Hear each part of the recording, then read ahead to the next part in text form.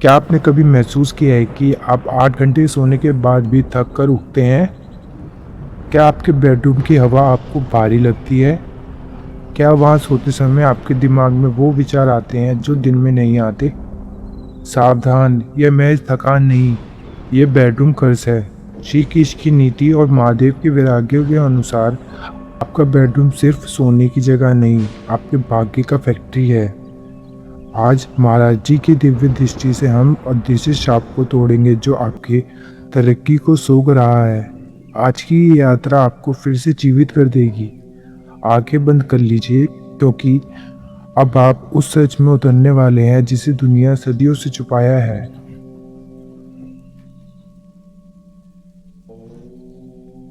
क्या आपने कभी गौर किया है, रात को जब आप अपने बिस्तर पर लेटने जाते हैं तो आपकी आंखों में नींद तो होती है, लेकिन आपके दिमाग में विचारों का शोर मचा होता है।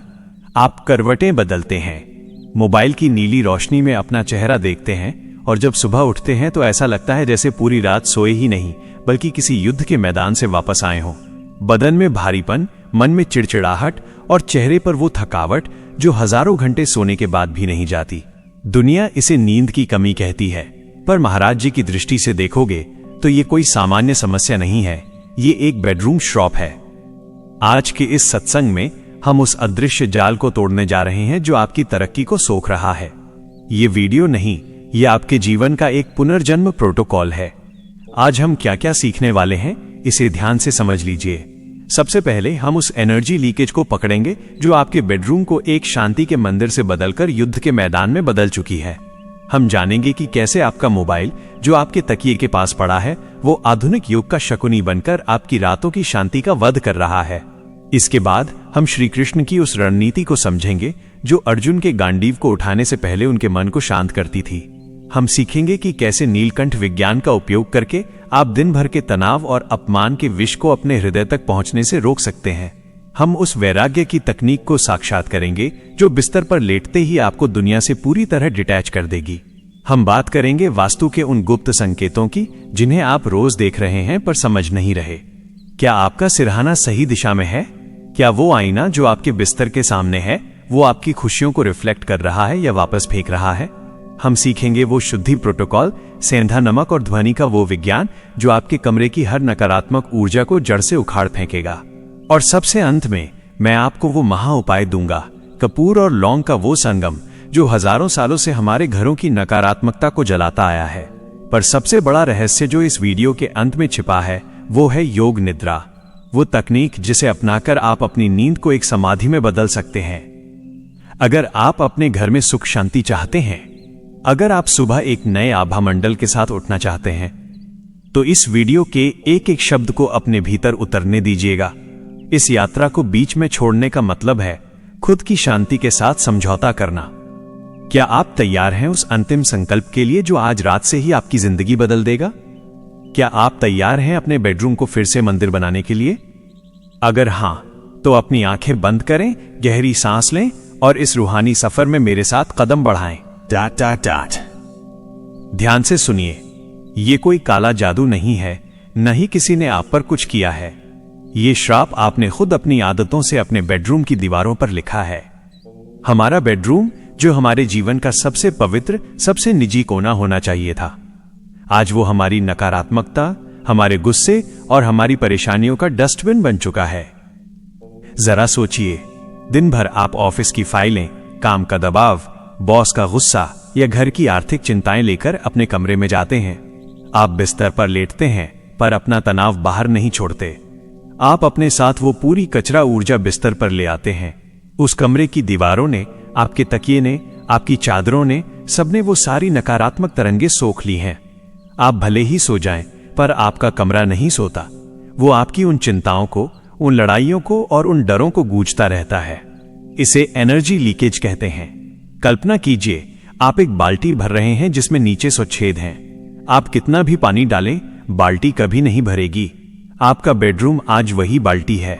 आप सोना चाहते हैं, आप अपनी बैटरी रिचार्ज करना चाहते हैं, लेकिन जैसे ही आप कमरे में कदम रखते हैं, आपके भीतर की रूहानी ऊर्जा उन दीवारों की दरारों से बाहर रिसने लगती है। यही तो है वो श्राप जो आपकी चमक छीन रहा है। क्यों अक्सर पति पत्नी बेडरूम में घुसते ही लड़ने लगते हैं? क्यों कभी कभी आपको लगता है कि आप कमरे में अकेले नहीं हैं? क्यों बेडरूम में कदम रखते ही आपको घुटन महसूस होती है? क्या आपने सोचा है? विज्ञान इसे कहता है स्ट्रेस, पर मैं आपको आज असली सच बताता हूं। वो कमरा सैंक्चुरी पवित्र स्थान नहीं रहा, वो युद्ध का मैदान बन चुका है। जिस जगह आपको शांति मिलनी चाहिए थी, वहां आपने अपनी असुरक्षाएं जमा कर रखी हैं। और सबसे बुरा, आपका स्मार्टफोन। जब आप बिस्तर पर बैठकर खबरें पढ़ते हैं, लड़ाइयां करते हैं या दुनिया भर का दुख अपने फोन में देखते हैं, तो आप उन तरंगों को सीधे अपने बेडरूम के आभा मंडल में घुल रहे होते हैं। मोबाइल का वो काला शीशा जिसे आप रात को अपने सिरहाने रखकर सोते हैं, वो सिर्फ एक मशीन नहीं है, वो एक ऐसा चुंबक है जो दुनिया भर की नफरत, जलन और नकारात्मक सूचनाओं को आपके बेडरूम में खींच लाता है। आप सोते हैं, पर आपका अवचेतन मन उन नकारात्मक तरंगों के साथ खेल रहा होता है। इसीलिए सुबह उठते ही आपको ऐसा लगता है कि आपके सिर पर किसी ने बोझा रख दिया है। अक्सर लोग मुझसे पूछते हैं, महाराज जी, घर में क्लेश है, शांति कैसे आएगी? मैं कहता हूं, भाई, क्या तुमने अपने घर के मंदिर को कभी झाड़ू पोंछा किए बिना छोड़ा है? वो कभी नहीं। तो फिर अपने घर के उस सबसे बड़े मंदिर, अपने बेडरूम को तुमने कचरे का ढेर क्यों बना रखा है? आपने मंदिर में जूतों की बात तो दूर, गुस्सा करने की भी नहीं सोची, पर बेडरूम में आपने चिल्लाने से लेकर रोने तक सब किया है। और फिर आप उम्मीद करते हैं कि वहां आपको शांति मिलेगी। ब्रह्मांड का नियम है, जो आप बोएंगे वही काटेंगे। अगर आपने बेडरूम में कलह बोया है, तो वहां शांति का फल नहीं उग सकता। यह एनर्जी लीकेज सिर्फ आपकी नींद नहीं खराब कर रही, यह आपके रिश्तों को भी काट रही है। जब आपकी अपनी ऊर्जा ही क्षीण हो चुकी होगी, तो आप अपने पार्टनर को क्या देंगे? आप सिर्फ थकावट देंगे, चिड़चिड़ाहट देंगे। और फिर शुरू होगा आरोप प्रत्यारोप का दौर। तुम मेरी परवाह नहीं करते, तुम्हें मेरी चिंता नहीं है। क्या कभी सोचा है कि यह सब इसलिए नहीं कि आप एक दूसरे से प्यार नहीं करते, बल्कि इसलिए है क्योंकि आप दोनों उस श्रापित ऊर्जा में जी रहे हैं? आप एक ऐसे घर में रह रहे हैं जिसकी नींव तो मजबूत है, पर कमरों की ऊर्जा पूरी तरह से प्रदूषित हो चुकी है। रुकिए, जरा गहराई से सोचिए। क्या आपके साथ कभी ऐसा हुआ है कि किसी दूसरे के घर जाकर आपको बहुत सुकून महसूस हुआ हो? आपने गौर किया होगा, वहां का माहौल ही अलग होता है। वो घर भी ईंट पत्थरों का है, वहां भी समस्याएं हैं, पर वहां का बेडरूम पवित्र है। वहां लोग शांति बोते हैं, वहां का आभा मंडल हीलिंग वाला है। आपका बेडरूम आज बीमार है, और जब तक आपका बेस यानी आपका बेडरूम, आपकी नींव ही ठीक नहीं होगी, तब तक आप दुनिया में कहीं भी भाग लें, शांति आपके पास नहीं आएगी। मुझे कमेंट में ईमानदारी से बताइए, क्या आपने आज रात सोने से पहले अपने कमरे में अपनी सारी दिन भर की चिंताओं को दरवाजे के बाहर छोड़ने का सोचा है? या आप बिस्तर पर लेटकर फिर वही कल की प्लानिंग कर रहे हैं? अगर आप ये कर रहे हैं, तो आप खुद उस श्राप को न्योता दे रहे हैं। जो इंसान ये सीख गया कि बिस्तर का मतलब सिर्फ समर्पण है, बिस्तर का मतलब सिर्फ परमात्मा से जुड़ाव है, वही इंसान इस श्राप से मुक्त हो सकता है। इसे ऐसे समझें, जब आप मंदिर जाते हैं, तो क्या आप वहां बैठकर ऑफिस की टेंशन लेते हैं? नहीं, आप वहां जाते हैं ताकि आप खुद को भूलकर ईश्वर को याद कर सकें। बेडरूम भी आपका वही मंदिर है, वो आपके शरीर का मंदिर है। जब आप वहां प्रवेश करें, तो समझिए कि आपने अपनी सारी सांसारिक भूमिकाओं को बाहर उतार दिया है। आप न किसी के कर्मचारी हैं, न किसी के बॉस, न किसी के कर्जदार। आप सिर्फ एक आत्मा हैं जो परमात्मा के सानिध्य में विश्राम करने आई है। लेकिन हम गलती क्या करते हैं? हम उस मंदिर में अहंकार ले जाते हैं, हम उस मंदिर में डर ले जाते हैं, हम उस मंदिर में अपेक्षाएं ले जाते हैं, और फिर कहते हैं कि महाराज जी, रात भर बेचैनी होती है। बेचैनी तो होगी ही, आपने मंदिर को कचरा घर बना दिया है। और याद रखिएगा, कचरे में कभी गुलाब नहीं खिलते। अगर जीवन में खुशहाली चाहिए, तो सबसे पहले अपने नींद के स्थान को पवित्र करना होगा। क्या आप तैयार हैं इस श्राप को काटने के लिए? क्या आप तैयार हैं अपने बेडरूम को फिर से एक मंदिर बनाने के लिए? अगर हां, तो आज रात एक संकल्प लेकर सोइएगा। अपने मोबाइल को अपने से दूर रखिएगा। बिस्तर पर लेटने से पहले यह विचार मन में लाइएगा कि आज जो हुआ वो कल का हिस्सा था, आज खत्म हो गया, अब मैं परमात्मा की गोद में हूं। आप देखिएगा, सिर्फ एक रात के बदलाव से आपकी सुबह कितनी बदल जाएगी। क्योंकि जब आप खुद को समर्पित कर देते हैं, तो ब्रह्मांड की सारी सकारात्मक ऊर्जाएं आपके कमरे की दीवारों को सुरक्षा कवच में बदल देती हैं। ये कोई जादू नहीं है, ये ब्रह्म ज्ञान का विज्ञान है। आपकी चेतना ही आपकी सबसे बड़ी ढाल है। अभी कमेंट में लिखिए, मैं आज से अपने बेडरूम को मंदिर बनाऊंगा, क्योंकि आपकी ये छोटी सी प्रतिज्ञा आपके जीवन की बहुत बड़ी समस्याओं को जड़ से उखाड़ फेंकने की शुरुआत है। और हां, अगर आपको लगता है कि ये बात आपके परिवार के लिए जरूरी है तो इसे साझा जरूर करें। ये ज्ञान किसी की सोई हुई तकदीर जगा सकता है। अब सोचकर देखिए, क्या आप वाकई अपनी बेडरूम की शांति को वापस पाना चाहते हैं? क्या आप चाहते हैं कि जब आप सोएं तो आप सिर्फ शरीर न सोए बल्कि आपकी आत्मा भी रिचार्ज हो? क्योंकि असली श्राप ये नहीं है कि आपके साथ कुछ बुरा हो रहा है। असली श्राप ये है कि आप उस शांति से दूर हो चुके हैं जो आपका जन्मसिद्ध अधिकार है। महाराज जी कहते हैं, शांति कहीं बाहर नहीं है, वो आपके भीतर है। बस उसे ढकने वाला वो अज्ञान का पर्दा हटाना है। चलिए अब गहराई से इस रूहानी यात्रा को आगे बढ़ाते हैं और जानते हैं कि श्री कृष्ण की नीति कैसे आपके बेडरूम के असुरों का विनाश करेगी। क्या आप तैयार हैं? अगर हां तो अपनी आंखें बंद करें, एक गहरी सांस लें और इस सकारात्मक ऊर्जा को अपने पूरे शरीर में महसूस करें, क्योंकि अगली बात जो आप सुनने वाले हैं वो आपकी नींद के मायने हमेशा के लिए बदल देगी। क्या आपको भी सुबह उठकर थकान महसूस होती है? क्या आपको लगता है कि पूरी रात सोने के बाद भी आपका शरीर भारी है और मन में कोई उत्साह नहीं है? अगर आपका जवाब हां है तो कमेंट में हां लिखें। देखते हैं कितने लोग मेरी तरह अपनी रूहानी ऊर्जा खो रहे हैं, ताकि हम सब मिलकर इस पर काम कर सकें। आभा मंडल का असली खेल। देखिए, जब हम बेडरूम श्राप की बात करते हैं तो अक्सर लोग इसे भौतिक शरीर से जोड़कर देखते हैं, लेकिन असली खेल शरीर का नहीं, आभा मंडल का है। चलिए अब गहराई से समझते हैं कि यह कैसे काम करता है। क्या आपने गौर किया है, सुबह उठते ही सबसे पहले आपका माथा या कनपटियां भारी महसूस होती हैं? लोग कहते हैं नींद पूरी नहीं हुई होगी, पर महाराज जी कहते हैं ये नींद की कमी नहीं, ये विचारों का मल है। जो बातें आप दिन भर में अपने मन में दबाकर रखते हैं, जो गुस्सा आप अपने बॉस पर नहीं निकाल पाए, जो कड़वी बातें आपने अपने किसी प्रियजन से नहीं कहीं, वे सब आपके अवचेतन मन में एक भारी क्लाउड बनकर बैठ जाती हैं। जब आप सोने जाते हैं तो आपका शरीर तो सो जाता है, पर आपकी आत्मा उस भारीपन को अपने साथ बिस्तर पर ढो रही होती है। ये श्राप है आपके अपने ही विचारों का। आपने उन विचारों को रिलीज नहीं किया, आपने उन्हें अपने बेडरूम की हवा में घुलने दिया। रात भर आपका अवचेतन मन उन्हीं पुरानी यादों और डरों को चबाता रहता है, जैसे कोई गाय जुगाली करती है। सुबह जब आप उठते हैं तो आप ताजा नहीं होते, आप बस एक पुरानी थकान को नया रूप देकर उठते हैं। अजनबी का व्यवहार दूसरा बड़ा लक्षण है। घर में घुसते ही चिड़चिड़ापन। आपने ध्यान दिया होगा, बाहर सब ठीक होता है, आप मुस्कुरा भी रहे होते हैं, पर जैसे ही आप अपने बेडरूम की दहलीज पार करते हैं, आपका पारा 7वें आसमान पर होता है। पार्टनर ने छोटी सी बात कही और आप भड़क गए। बच्चा आया, आपने डांट दिया। क्यों? क्या आप वाकई गुस्से वाले इंसान हैं? नहीं, असल में वो गुस्सा आपका नहीं है, वो उस जगह की नकारात्मक फ्रीक्वेंसी है। आपके बेडरूम की हवा में इतनी ज्यादा क्लेश ऊर्जा जमा हो चुकी है कि जैसे ही आप वहां कदम रखते हैं, वो ऊर्जा आपके ऊपर हमला कर देती है। इसे ऐसे समझिए, अगर आप किसी ऐसी जगह जाएंगे जहां बहुत शोर हो रहा है तो आप खुद भी चिल्लाकर बात करेंगे। वैसे ही अगर आपके बेडरूम की दीवारों ने महीनों से लड़ाइयों के शब्द सोख रखे हैं, तो वहां की हवा में लड़ाई का वाइब्रेशन है।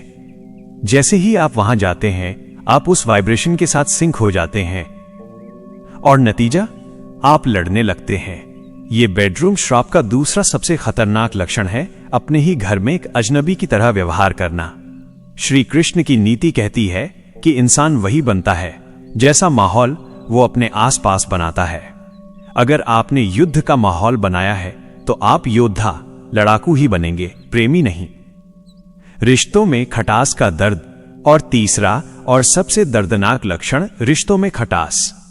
दो लोग जो एक दूसरे से प्यार करते हैं, वे बेडरूम में जाकर एक दूसरे के दुश्मन क्यों बन जाते हैं? क्योंकि वहां दोनों के आभा मंडल टकरा रहे हैं। दिन भर की थकान, दिन भर की कड़वाहट और फिर ऊपर से बेडरूम की वो दूषित ऊर्जा। जब दो इंसान एक ऐसे कमरे में सोते हैं जहां का सुरक्षा चक्र टूटा हुआ है, तो वे एक दूसरे को सुकून देने के बजाय एक दूसरे की ऊर्जा को सोखने लगते हैं। एक का तनाव दूसरे में ट्रांसफर हो रहा है और यह सिलसिला सालों तक चलता है। देखते ही देखते प्यार की जगह सहन करने ने ले ली है, और जब प्यार सहनशीलता बन जाता है तो श्राप अपना काम कर चुका होता है। क्या आप वाकई अपने जीवन को इसी तरह खत्म होने देना चाहते हैं?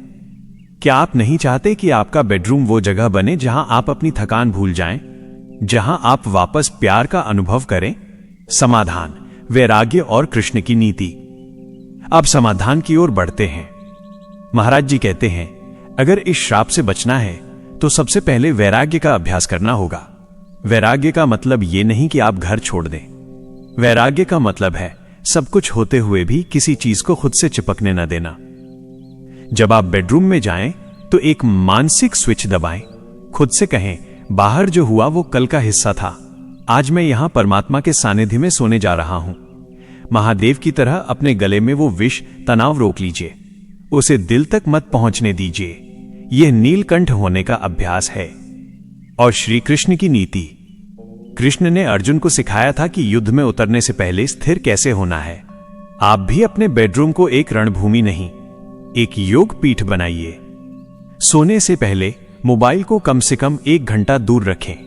मोबाइल वो आधुनिक यंत्र है जो आपके बेडरूम की पवित्रता को लगातार तार तार कर रहा है। वो आपको दुनिया से जोड़े तो रखता है, पर आपकी अपनी रूह से तोड़ देता है। अगर आपको वाकई अपनी खोई हुई ऊर्जा वापस चाहिए तो आपको इस डिजिटल श्रॉप को अपने बेडरूम से बाहर फेंकना होगा। अंतिम संकल्प। क्या आप ये छोटा सा संकल्प ले सकते हैं? क्या आप आज रात से अपने फोन को अपने से दूर रखेंगे? ये कोई छोटी बात नहीं है, ये एक बहुत बड़ा कदम है। ये आपके आभामंडल को उस डिजिटल कचरे से बचाएगा जिसे आप हर रात अपने तकिए के पास रखकर सोते हैं। जब आप फोन को दूर रखते हैं तो आप ब्रह्मांड को संकेत देते हैं, मैं अब अपने भीतर झांकने के लिए तैयार हूं, और वहीं से आपकी असली हीलिंग शुरू होती है। देखिए, समस्या जटिल नहीं है, समस्या सिर्फ हमारी आदतों की है। हमने अपनी सुविधा के लिए अपनी रूहानी शांति को दांव पर लगा दिया है। हम चाहते हैं कि हमें सुकून मिले, पर हम वो सब काम करते हैं जो हमें सुकून से दूर ले जाते हैं। ये एक बहुत बड़ा विरोधाभास है। आप चाहते हैं कि आपका घर मंदिर बने, पर आप घर के सबसे मुख्य स्थान बेडरूम को नर्क बनाए हुए हैं। बदलाव बाहर से नहीं आता, बदलाव अंदर से शुरू होता है। जब आप अपने कमरे की ऊर्जा बदलेंगे तो आपके भीतर का इंसान बदलेगा। जब आप बदलेंगे तो आपके रिश्ते बदलेंगे, और जब रिश्ते बदलेंगे तो पूरी दुनिया बदल जाएगी। अभी इसी वक्त अपने आप से यह वादा कीजिए, क्या आप वाकई अपनी जिंदगी में वो खुशी वापस लाना चाहते हैं जो कभी थी? क्या आप चाहते हैं कि जब आप सुबह उठें तो आप एक नई ऊर्जा के साथ उठें? अगर हां, तो आज रात का संकल्प ही आपकी महाऔषधि है। ये कोई किताब का नुस्खा नहीं है, ये महाराज जी के वो अनमोल शब्द हैं जिन्हें अगर आपने अपनी जिंदगी में उतार लिया तो यकीन मानिए आपको कहीं और जाने की जरूरत नहीं पड़ेगी। अब हम उस भाग में प्रवेश कर रहे हैं जिसे योद्धा का विश्राम कहा जाता है। मेरे प्यारे रूहानी परिवार, याद कीजिए महाभारत का वो मंजर, कुरुक्षेत्र का मैदान, चारों तरफ शंखों की आवाज, तीरों की सनसनाहट और मरने मारने का शोर। अर्जुन, जो अब तक का सबसे बड़ा योद्धा था, उसका गांडीव हाथ से छूट गया। उसके पैर कांप रहे थे। वह हताश था, वह भ्रमित था। उसकी हालत वैसी ही थी जैसी आज आपकी रात के 2 बजे होती है, जब आप करवटें बदल रहे होते हैं और आपके दिमाग में कल के ऑफिस की टेंशन, पैसों की तंगी और लोगों के ताने शोर मचा रहे होते हैं। अर्जुन को नींद नहीं आ रही थी। उसे मौत का डर नहीं था, उसे हारने का डर नहीं था, उसे डर था भविष्य का। वो सोच रहा था, अगर कल मैं हार गया तो क्या होगा? अगर मैंने अपनों को खो दिया तो क्या होगा? और यहीं से शुरू होती है श्री कृष्ण की वो नीति जो आज आपको अपने बेडरूम में अप्लाई करनी है। श्री कृष्ण ने अर्जुन से क्या कहा था? उन्होंने उसे ये नहीं कहा कि अर्जुन बस सो जाओ, सब ठीक हो जाएगा। नहीं, उन्होंने उसे माइंड क्लियरेंस मंत्र दिया था। उन्होंने अर्जुन को सिखाया कि कैसे अपने मन के बोझ को उतारकर युद्ध के लिए खुद को फिर से तैयार, रिचार्ज करना है। यही आज का हमारा विज्ञान है, सोने का योद्धा विज्ञान। Step 1, the mind dump. Arjun का रथ उसका बेडरूम था और कृष्ण का उपदेश उसका मैनेजमेंट। आज रात जब आप बिस्तर पर जाएं तो सीधे लेटने की गलती न करें। कृष्ण की नीति कहती है कि अगर मन में कचरा है तो शांति कभी नहीं आ सकती। आप क्या करते हैं? आप बिस्तर पर लेटे लेटे ही सोचते हैं, कल वो क्लाइंट क्या कहेगा, कल की ईएमआई कैसे जाएगी। ये अर्जुन की तरह युद्ध की रणनीति नहीं है, यह पैनिक है। इसे सुधारने के लिए एक छोटा सा काम करें। एक डायरी लें और बिस्तर पर जाने से पहले अपने मन की सारी घबराहटें उस पर लिख दें। जी हां, लिख दें। जो भी डर लग रहा है, जो भी कल का प्लान है, उसे कागज पर उतार दें। इसे कहते हैं माइंड डंप। जब आप कागज पर लिख देते हैं तो आपका दिमाग यह मान लेता है कि ठीक है, अब यह सुरक्षित है, कल देख लेंगे। कृष्ण ने अर्जुन को यही सिखाया था। वर्तमान में जियो, भविष्य की चिंता को कर्म के हवाले कर दो। जब आप लिखकर सोएंगे तो आप खाली दिमाग के साथ सोएंगे। खाली दिमाग ही वो पात्र है जिसमें नींद का अमृत भर सकता है। क्या आप आज रात से इसे करने के लिए तैयार हैं? अगर हां तो कमेंट में तैयार हूं लिखें। आपकी ये छोटी सी कोशिश आपकी नींद का इतिहास बदल देगी। अगला रहस्य है साक्षी भाव। श्री कृष्ण ने अर्जुन से कहा था कि वो युद्ध लड़े पर लिप्त न हो। बेडरूम में भी यही करना है। हम क्या करते हैं? हम अपनी चिंताओं के साथ जुड़ जाते हैं। हम सोचने लगते हैं कि मैं ही मर जाऊंगा अगर ये काम नहीं हुआ। नहीं, आपको एक योद्धा की तरह सोचना है। योद्धा युद्ध में लड़ता है, पर वो जानता है कि वो मर नहीं रहा, वो बस अपना धर्म निभा रहा है। जब आप बिस्तर पर लेटे तो अपने विचारों को अपने से अलग होकर देखें। आप विचार नहीं हैं, आप वो हैं जो विचारों को देख रहा है। इसे साक्षी भाव कहते हैं। जब आप अपने विचारों को एक दर्शक की तरह देखते हैं, अच्छा मुझे चिंता हो रही है, ठीक है, ये बस एक विचार है, तो उस विचार की ताकत खत्म हो जाती है। वो आपको डरा नहीं पाता। कृष्ण की यही नीति थी, अपने दुश्मन डर को देखो, पहचानो, पर उसे अपना मालिक मत बनने दो। आज रात जब वो विचार आए तो बस उसे देखिए, उसे मत लड़िए, बस कहिए ये कल की बात है, अभी नहीं। आप देखेंगे कि धीरे धीरे शोर कम होने लगेगा और आपके भीतर वो शांति आएगी जो अर्जुन को मिली थी। सबसे गहरा मंत्र जो आपको बेडरूम में चाहिए वो है समर्पण। अर्जुन ने आखिरी में क्या कहा था? कार्येयने तवम विमूढ़ चेता, मैं भ्रमित हूं, आप मुझे बताइए कि मुझे क्या करना है। उसने अपना अहंकार छोड़ दिया। हम बेडरूम में क्या लेकर जाते हैं? अहंकार। हम सोचते हैं कि सब कुछ हम ही करेंगे, सब कुछ हम ही संभालेंगे। अरे तुम कौन हो? तुम तो एक निमित्त मात्र हो। रात को सोने से पहले अपना कंट्रोल परमात्मा को सौंप दीजिए। ये कहिए, प्रभु कल का दिन आपका है, मेरी मेहनत मेरी है, पर परिणाम आपका है। मैं अब विश्राम कर रहा हूं। ये सिर्फ बोलने के लिए नहीं है, ये महसूस करने के लिए है। जिस क्षण आप कंट्रोल छोड़ देते हैं उसी क्षण आपका माइंड क्लियरेंस पूरा हो जाता है। आपका शरीर तनाव मुक्त हो जाता है, आपकी मांसपेशियां ढीली पड़ जाती हैं और आप एक गहरी दिव्य नींद में चले जाते हैं। ये कोई साधारण नींद नहीं है, ये योग निद्रा है। इसमें शरीर सोता है पर आत्मा जागृत रहती है और परमात्मा के साथ संवाद करती है। यही है वह योद्धा विज्ञान। अर्जुन को कुरुक्षेत्र के मैदान में भी नींद आ गई थी, क्योंकि उसे पता था कि उसका सारथी कृष्ण है। आपका सारथी भी आपके अंदर है, बस आप उसे स्टीयरिंग व्हील, कंट्रोल देने को तैयार नहीं हैं।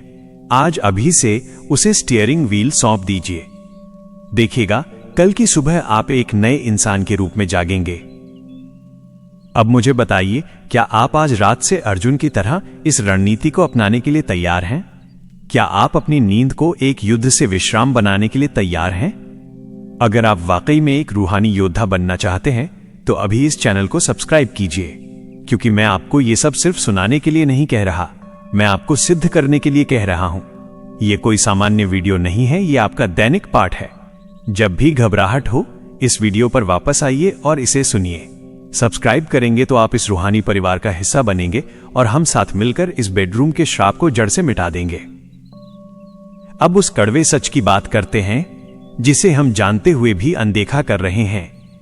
आप इसे स्मार्टफोन कहते हैं, पर क्या आपने कभी गौर किया है कि यह आपकी शांति का कितना बड़ा दुश्मन है? मैं इसे आधुनिक युग का शकुनी कहता हूं। क्यों?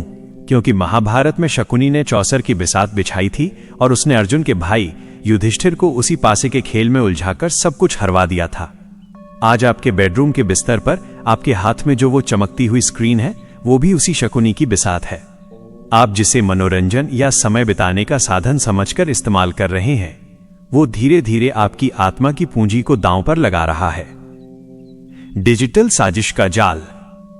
जरा सोचिए, क्या आपने कभी महसूस किया है कि जब आप बिस्तर पर लेटकर मोबाइल स्क्रॉल करते हैं तो आपको समय का पता ही नहीं चलता? आप सोचते हैं कि बस 5 मिनट देखूंगा, पर कब 1 घंटा, कब 2 घंटे बीत जाते हैं, आपको होश ही नहीं रहता। ये संयोग नहीं है, ये एक सोची समझी साजिश है। उस मशीन के पीछे बैठे लोग जानते हैं कि आपकी कमजोरी क्या है। वे जानते हैं कि आपको कैसे उलझाए रखना है। शकुनी भी यही करता था। वो पासा फेंकता था और युधिष्ठिर को लगता था कि वो जीत रहा है, जबकि वो सब कुछ हार रहा था। आज भी जब आप रील देख रहे होते हैं, आपको लगता है कि आप रिलैक्स कर रहे हैं, पर हकीकत में आप अपनी मानसिक शक्ति हार रहे हैं। सोचिए, जब आप रात के सन्नाटे में बेडरूम की उन दीवारों के बीच, जहां आपको अपने पार्टनर के साथ सुकून के पल बिताने चाहिए थे या खुद के साथ जुड़ना चाहिए था, वहां आप उस स्क्रीन को घूर रहे होते हैं। आप किसके साथ जुड़े हुए हैं? किसी अनजान व्यक्ति के वीडियो के साथ, किसी ऐसी खबर के साथ जो आपको दुखी कर रही है। आप वहां नहीं हैं जहां आपका शरीर है। आप वहां नहीं हैं जहां आपकी आत्मा होनी चाहिए। आप अपनी चेतना को उस डिजिटल माया में गिरवी रख चुके हैं। शकुनी की सबसे बड़ी चतुराई थी उसका प्रपंच। वो झूठ को सच की तरह दिखाता था। आज का मोबाइल भी वही कर रहा है। ये आपको दिखाता है कि दुनिया कितनी खुश है, लोग कितनी मौज कर रहे हैं और आप कितने पीछे हैं। यह आपके भीतर ईर्ष्या और असंतोष के बीज बोता है। और जब आप वो फोन बंद करके आंखें बंद करते हैं, तो क्या आपको नींद आती है? नहीं, आपके मन में वही माया गूंजती रहती है। वो नीली रोशनी जो आपके चेहरे पर पड़ रही है, वो सिर्फ रोशनी नहीं है, वो आपकी आंखों के जरिए सीधे आपके दिमाग में एक अलार्म बजा रही है। वो आपके शरीर के उस हार्मोन्स को मार रही है जो आपको सुकून की नींद दिला सकते थे। और सबसे दर्दनाक पहलू, आपके रिश्तों का वध। 2 इंसान जो एक दूसरे के सबसे करीब होने चाहिए थे, वे एक ही बिस्तर पर लेटे हुए भी हजारों मील दूर हैं। एक स्क्रीन पर अपनी दुनिया खो चुका है, दूसरा अपनी। क्या आपने कभी रात के उस सन्नाटे में उनकी धड़कनें सुनी हैं? क्या आपने कभी उनकी आंखों में देखा है कि वे क्या कह रही हैं? नहीं, क्योंकि शकुनी ने उनके बीच वो डिजिटल दीवार खड़ी कर दी है। जो बातें आपको एक दूसरे को देखनी थी, जो प्यार आपको एक दूसरे को देना था, वो सब उस काली स्क्रीन के भीतर दफन हो गया है। आप साथ होकर भी अकेले हैं। क्या ये किसी नरक से कम है? घर के भीतर इतना अकेलापन, इतना खालीपन। वह शकुनी आपकी शांति का शिकार कर रहा है। वो आपकी एकाग्रता छीन रहा है। आज का इंसान अपनी बुद्धि खो चुका है। वो अपनी मर्जी का मालिक नहीं रहा, उसे वो मशीन चला रही है। जब भी वो मशीन टर्न करती है, आप अपना सब कुछ छोड़कर उसे देखने भागते हैं। श्री कृष्ण ने अर्जुन को सिखाया था, अर्जुन, जो अपने इंद्रियों का मालिक है वही असली योद्धा है, और हम तो अपनी एक छोटी सी अंगुली के इशारे पर नाच रहे हैं। पूर्वजों की शांति और हमारा पतन। सोचिए, उस समय के बारे में जब हमारे पूर्वज सोते थे। उस समय फोन नहीं थे, स्क्रीन नहीं थी। वे सोते थे तो सीधे तारों के नीचे या प्रकृति की गोद में। उनका मन शांत था। वे रात को अपनी रूह को रिचार्ज करते थे। आज हमारे पास दुनिया भर की सुविधाएं हैं, पर सुकून का एक कतरा भी नहीं। क्यों? क्योंकि हमने अपनी शांति को उस चौसर की बिसात पर दांव पर लगा दिया है। हम हार चुके हैं और हम हारते ही रहेंगे जब तक हम उस शकुनी को अपने बेडरूम से बाहर नहीं निकाल फेंकते। ये कोई मामूली बात नहीं है। आप इसे हल्के में न लें। आप अपने जीवन के सबसे महत्वपूर्ण हिस्से, अपनी नींद को दांव पर लगा रहे हैं। और नींद सिर्फ आराम नहीं है, नींद साधना है। नींद वो समय है जब आपकी आत्मा परमात्मा के करीब जाती है और आप उस समय को अश्लीलता, व्यर्थ की बातों और डिजिटल कचरे के हवाले कर रहे हैं। क्या आपको लगता है कि ऊपर वाला आपको कभी माफ करेगा? आपने अपने शरीर का मंदिर बनाया, पर आपने उसमें कचरा भरा है। संकल्प, वैराग्य का पहला कदम। देखिए, मैं आपको मोबाइल फेंकने के लिए नहीं कह रहा। टेक्नोलॉजी बुरी नहीं है, पर उसका समय और स्थान गलत है। बेडरूम वो जगह है जो सिर्फ आपकी और आपके ईश्वर की है, या फिर आपकी और आपके जीवन साथी की। वहां किसी तीसरी शक्ति का प्रवेश नहीं होना चाहिए। वहां कोई नोटिफिकेशन नहीं, कोई दुनिया की खबर नहीं। वहां बस आप और आपका अस्तित्व होना चाहिए। क्या यह मुश्किल है? शायद, पर जो मुश्किल है वही तो असली वैराग्य है। आज रात जब आप बेडरूम में कदम रखें तो उस फोन को कमरे के बाहर छोड़ाएं। यह पहली जीत होगी आपकी।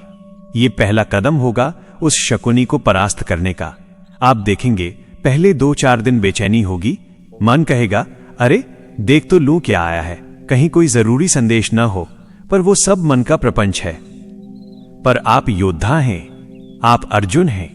आप उस शकुनी के प्रपंच को तोड़ सकते हैं। फोन को बाहर छोड़िए। अपने कमरे में प्रवेश करते ही एक लंबी सांस लीजिए। अपने बिस्तर को प्रणाम कीजिए। उसे अपना रूहानी मंदिर मानिए और देखिए कि कैसे वो कमरा जो कल तक युद्ध का मैदान लग रहा था, आज वो अचानक शांत हो जाएगा। आप पाएंगे कि आप बहुत जल्दी सो गए और आपकी नींद बहुत गहरी थी। सुबह आप जब उठेंगे तो आप वो इंसान नहीं होंगे जो कल रात सोया था। आप वो होंगे जो अपनी चेतना की बागडोर खुद संभाल चुका है। यही वह परिवर्तन है जिसका महाराज जी बार बार उल्लेख करते हैं। बदलाव बड़े नहीं होते, बदलाव छोटे होते हैं, पर वे बहुत गहरे होते हैं। बस एक फोन की दूरी और आपकी जिंदगी का मैप बदल जाएगा। क्या आप तैयार हैं इस लड़ाई के लिए? क्या आप तैयार हैं अपनी शांति को उस शकुनी के हाथों से छुड़ाने के लिए? अगर हां, तो आज रात का संकल्प ही आपकी जीत की घोषणा है।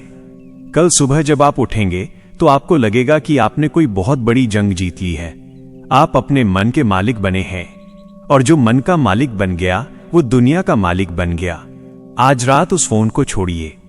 अपनी उस रूह को गले लगाइए जो सालों से फोन की स्क्रीन के पीछे छिपकर रो रही थी। उसे बाहर निकालिए, उसे शांति दीजिए, उसे वो सुकून दीजिए जिसके लिए वो तरस रही है। यही सच्ची भक्ति है, यही सच्चा सत्संग है। अब हम अपने इस रूहानी सफर के उस पड़ाव पर खड़े हैं जहां से जीवन की सबसे बड़ी गांठें खुलती हैं। हम बात कर रहे हैं दिन भर के बोझ की। सोचिए, सुबह से लेकर शाम तक आप कितने विष पीते हैं। कोई आपके अपमान के घूंट पिलाता है तो कोई असफलता की कड़वाहट, कोई उम्मीदें तोड़कर जहर दे जाता है तो कोई आपकी मेहनत पर पानी फेर कर आपको हताश कर देता है। ये जो रोजमर्रा की कड़वाहटें हैं, क्या आपने कभी गौर किया है कि ये कहां जाकर जमती हैं? ये आपके सीने में, आपके हृदय में जाकर जमा हो जाती हैं। और इसीलिए जब आप रात को बिस्तर पर लेटते हैं तो आपको सीने में भारीपन महसूस होता है। वो भारीपन और कुछ नहीं, वो दिन भर का हलाहल है जो आपने अपने दिल में उतार लिया है। महादेव का नीलकंठ रहस्य, जहर को गले में रोकना। पुराणों की कथा है कि समुद्र मंथन से हलाहल विष निकला था। जब वो विष तीनों लोगों को जलाने लगा तो महादेव ने उसे अपने हाथों में लिया और उसे पी गए। पर उन्होंने उसे पेट में नहीं उतारा, उन्होंने उसे अपने कंठ में ही रोक लिया। इसीलिए वे नीलकंठ कहलाए। क्या आप जानते हैं, ये कथा सिर्फ पौराणिक नहीं है, ये एक बहुत बड़ा विज्ञान है। महादेव हमें सिखा रहे हैं कि दुनिया का सारा जहर पीना तो पड़ेगा, लेकिन उसे हृदय तक नहीं पहुंचाना है। हृदय वो जगह है जहां आपके भाव, आपका प्यार और आपका परमात्मा बसते हैं। जब आप दिन भर की अपमानजनक बातों को, अपनी विफलताओं को या लोगों की जलन को सीधे अपने दिल में जगह दे देते हैं तो वो विष आपके प्यार को मार देता है। गले का विज्ञान। जब भी कोई कड़वा शब्द आपको सुनाई दे तो एक लंबी सांस लें और उस शब्द को अपने गले में ही एक ऊर्जा के रूप में महसूस करें। संकल्प अपने मन में कहें, ये जहर है और मैं इसे अपने दिल तक नहीं जाने दूंगा। अपने गले को अपनी भावनाओं का फिल्टर बनाइए। इसे गले से आगे बढ़ने ही न दें, इसे वहीं रुकने दें और फिर अपनी श्वासों के साथ इसे धीरे धीरे बाहर छोड़ दें। वैराग्य का अर्थ बिस्तर को रणभूमि नहीं, योगपीठ बनाना। अब बात करते हैं उस सबसे गहरे रहस्य की, वैराग्य। लोग समझते हैं वैराग्य का मतलब है सब कुछ छोड़कर पहाड़ों पर चले जाना, पर मैं कहता हूं वैराग्य का मतलब है सब कुछ तुम्हारे पास है पर तुम किसी चीज के गुलाम नहीं हो। बिस्तर पर लेटते ही डिटैच होना आज के समय की सबसे बड़ी योग साधना है। जब आप रात को बिस्तर पर लेटते हैं तो आप एक नहीं बल्कि कई भूमिकाएं निभा रहे होते हैं। आप ये सारे मुखौटे पहनकर बिस्तर पर लेटे हैं। कर्मचारी या बॉस का मुखौटा, इसे उतारें और कहें, आज का काम खत्म, मैं अब बस एक इंसान हूं। घर की जिम्मेदारियों वाला मुखौटा, इसे उतारें और कहें, घर के सब मसले कल सुबह देखे जाएंगे, अभी मैं मुक्त हूं। यही तो है वैराग्य छोड़ने की कला। शिव की वह मुद्रा याद कीजिए, वे कैलाश पर विराजमान हैं। चारों तरफ सृष्टि का प्रलय हो रहा है, पर शिव अपनी धुन में मग्न हैं। वे जानते हैं कि सब कुछ ईश्वर का है। यही चेतना आपको रात को सोते समय अपने भीतर लानी है।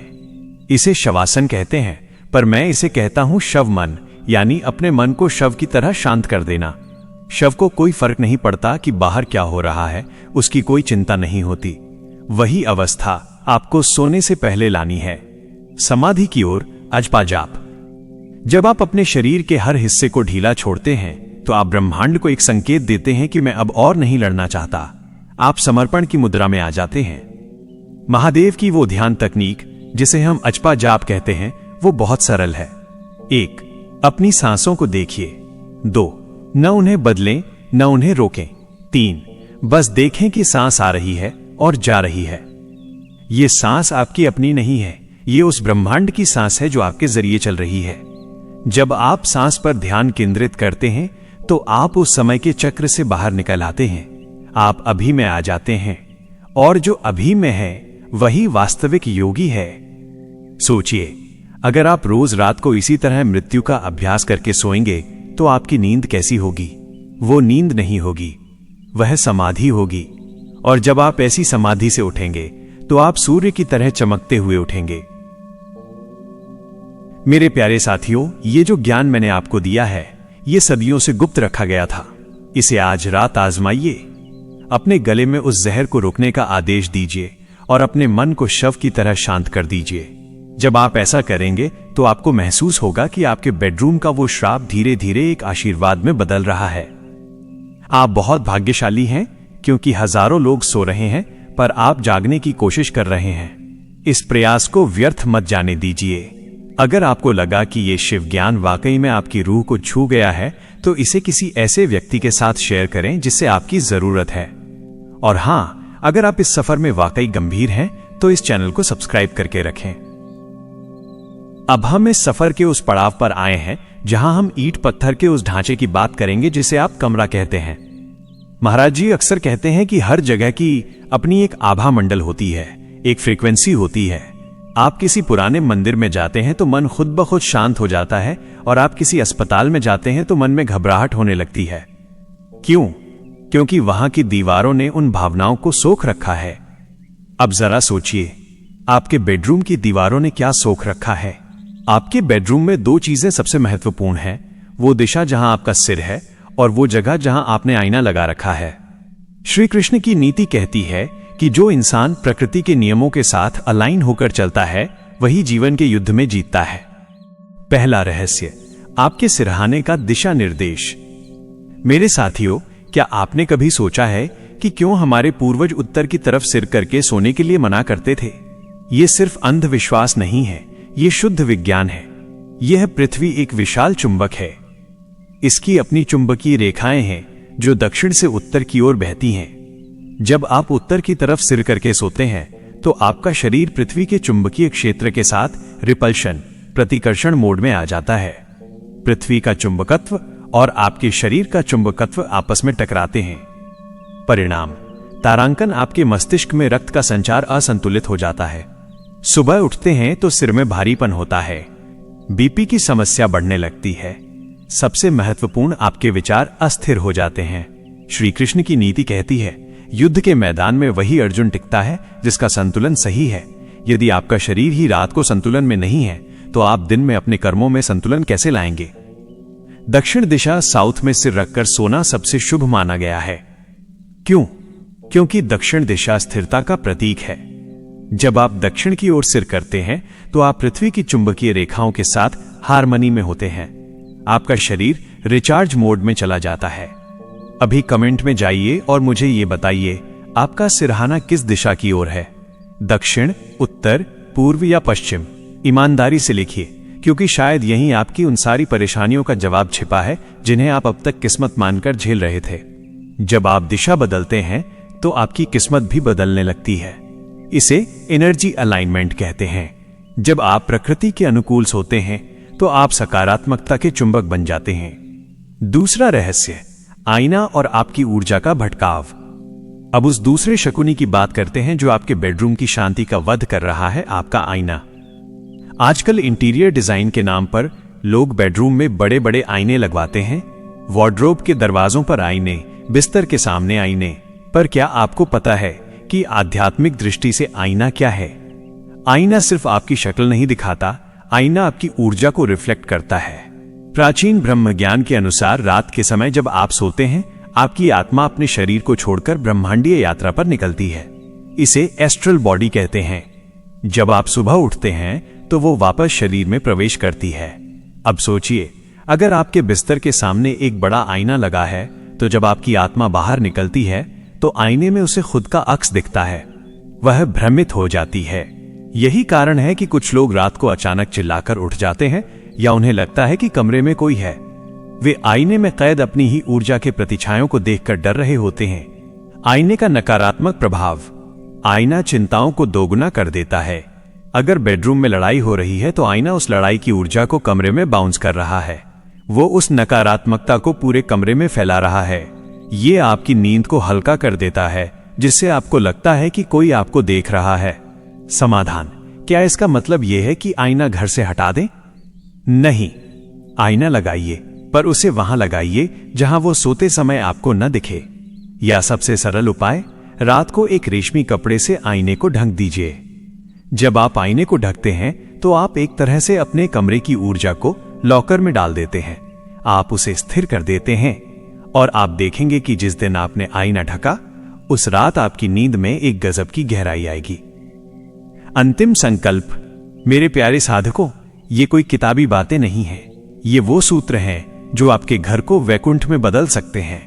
हम लोग बाहर के उपायों में करोड़ों खर्च कर देते हैं, पर अपने घर के उन सूक्ष्म कोनों को भूल जाते हैं जो हमारे जीवन को चला रहे हैं। एक आईने को ढकना, अपने सिरहाने की दिशा सही करना, ये छोटे छोटे कदम हैं, पर इनका असर महापरिवर्तनकारी है। क्या आपने अभी तक अपने आईने पर कपड़ा डालने की कोशिश की?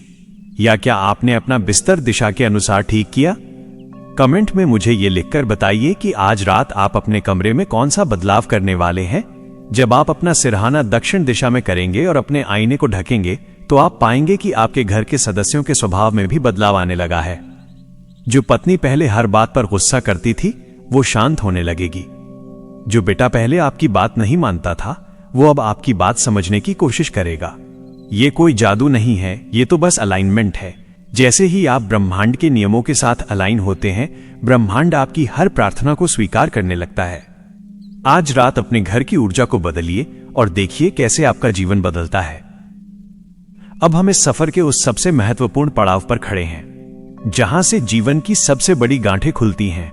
हम बात कर रहे हैं दिन भर के बोझ की। सोचिए, सुबह से लेकर शाम तक आप कितने विष पीते हैं।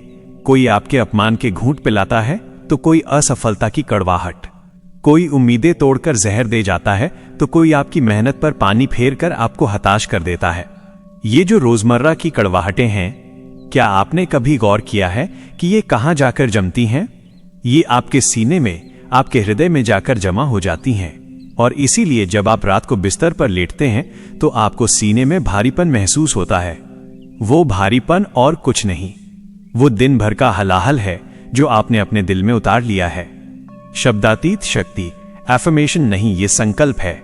आज की दुनिया इसे एफर्मेशन, सकारात्मक पुष्टि कहती है, पर हमारे शास्त्रों में और महाराज जी के ब्रह्म ज्ञान में इसे संकल्प कहा गया है। ये सिर्फ सकारात्मक सोचना नहीं है, ये अपने भीतर के ब्रह्म को आदेश देना है। जब आप सोने जाते हैं तो आपका चेतन मन धीरे धीरे सोने लगता है और आपका अवचेतन मन पूरी तरह सक्रिय हो जाता है। ये वो समय है, ये वो संधिकाल है जब आपका मन गीली मिट्टी की तरह होता है। आप जैसा बीज उस मिट्टी में डालेंगे, वैसा ही वृक्ष कल सुबह आपकी जिंदगी में उगेगा। क्या आप समझ रहे हैं? आप रोज रात को अपनी किस्मत का बीज डाल रहे हैं और वो बीज चिंताओं का है। इसीलिए आपकी जिंदगी में समस्याओं के कांटे उग रहे हैं। क्या आप बीज बदलना नहीं चाहेंगे? सोने से पहले क्या कहें? आपको खुद से यह संवाद करना है। यह संवाद रटना नहीं है, इसे महसूस करना है। जब आप बिस्तर पर लेटें, अपनी आंखें बंद करें और अपने भीतर उस परमात्मा को महसूस करें जिसे महाराज जी हमेशा कहते हैं, वो तुम्हारे अंदर ही बैठा है, उसे बाहर मत ढूंढो। अपने मन में ये बातें कहें। 1. समाप्ति का संवाद।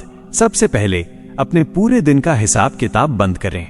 कहें, तारांकन, आज जो भी हुआ, अच्छा बुरा, अपमान, सफलता विफलता, वो आज का था। वो मेरी रूह का हिस्सा नहीं है।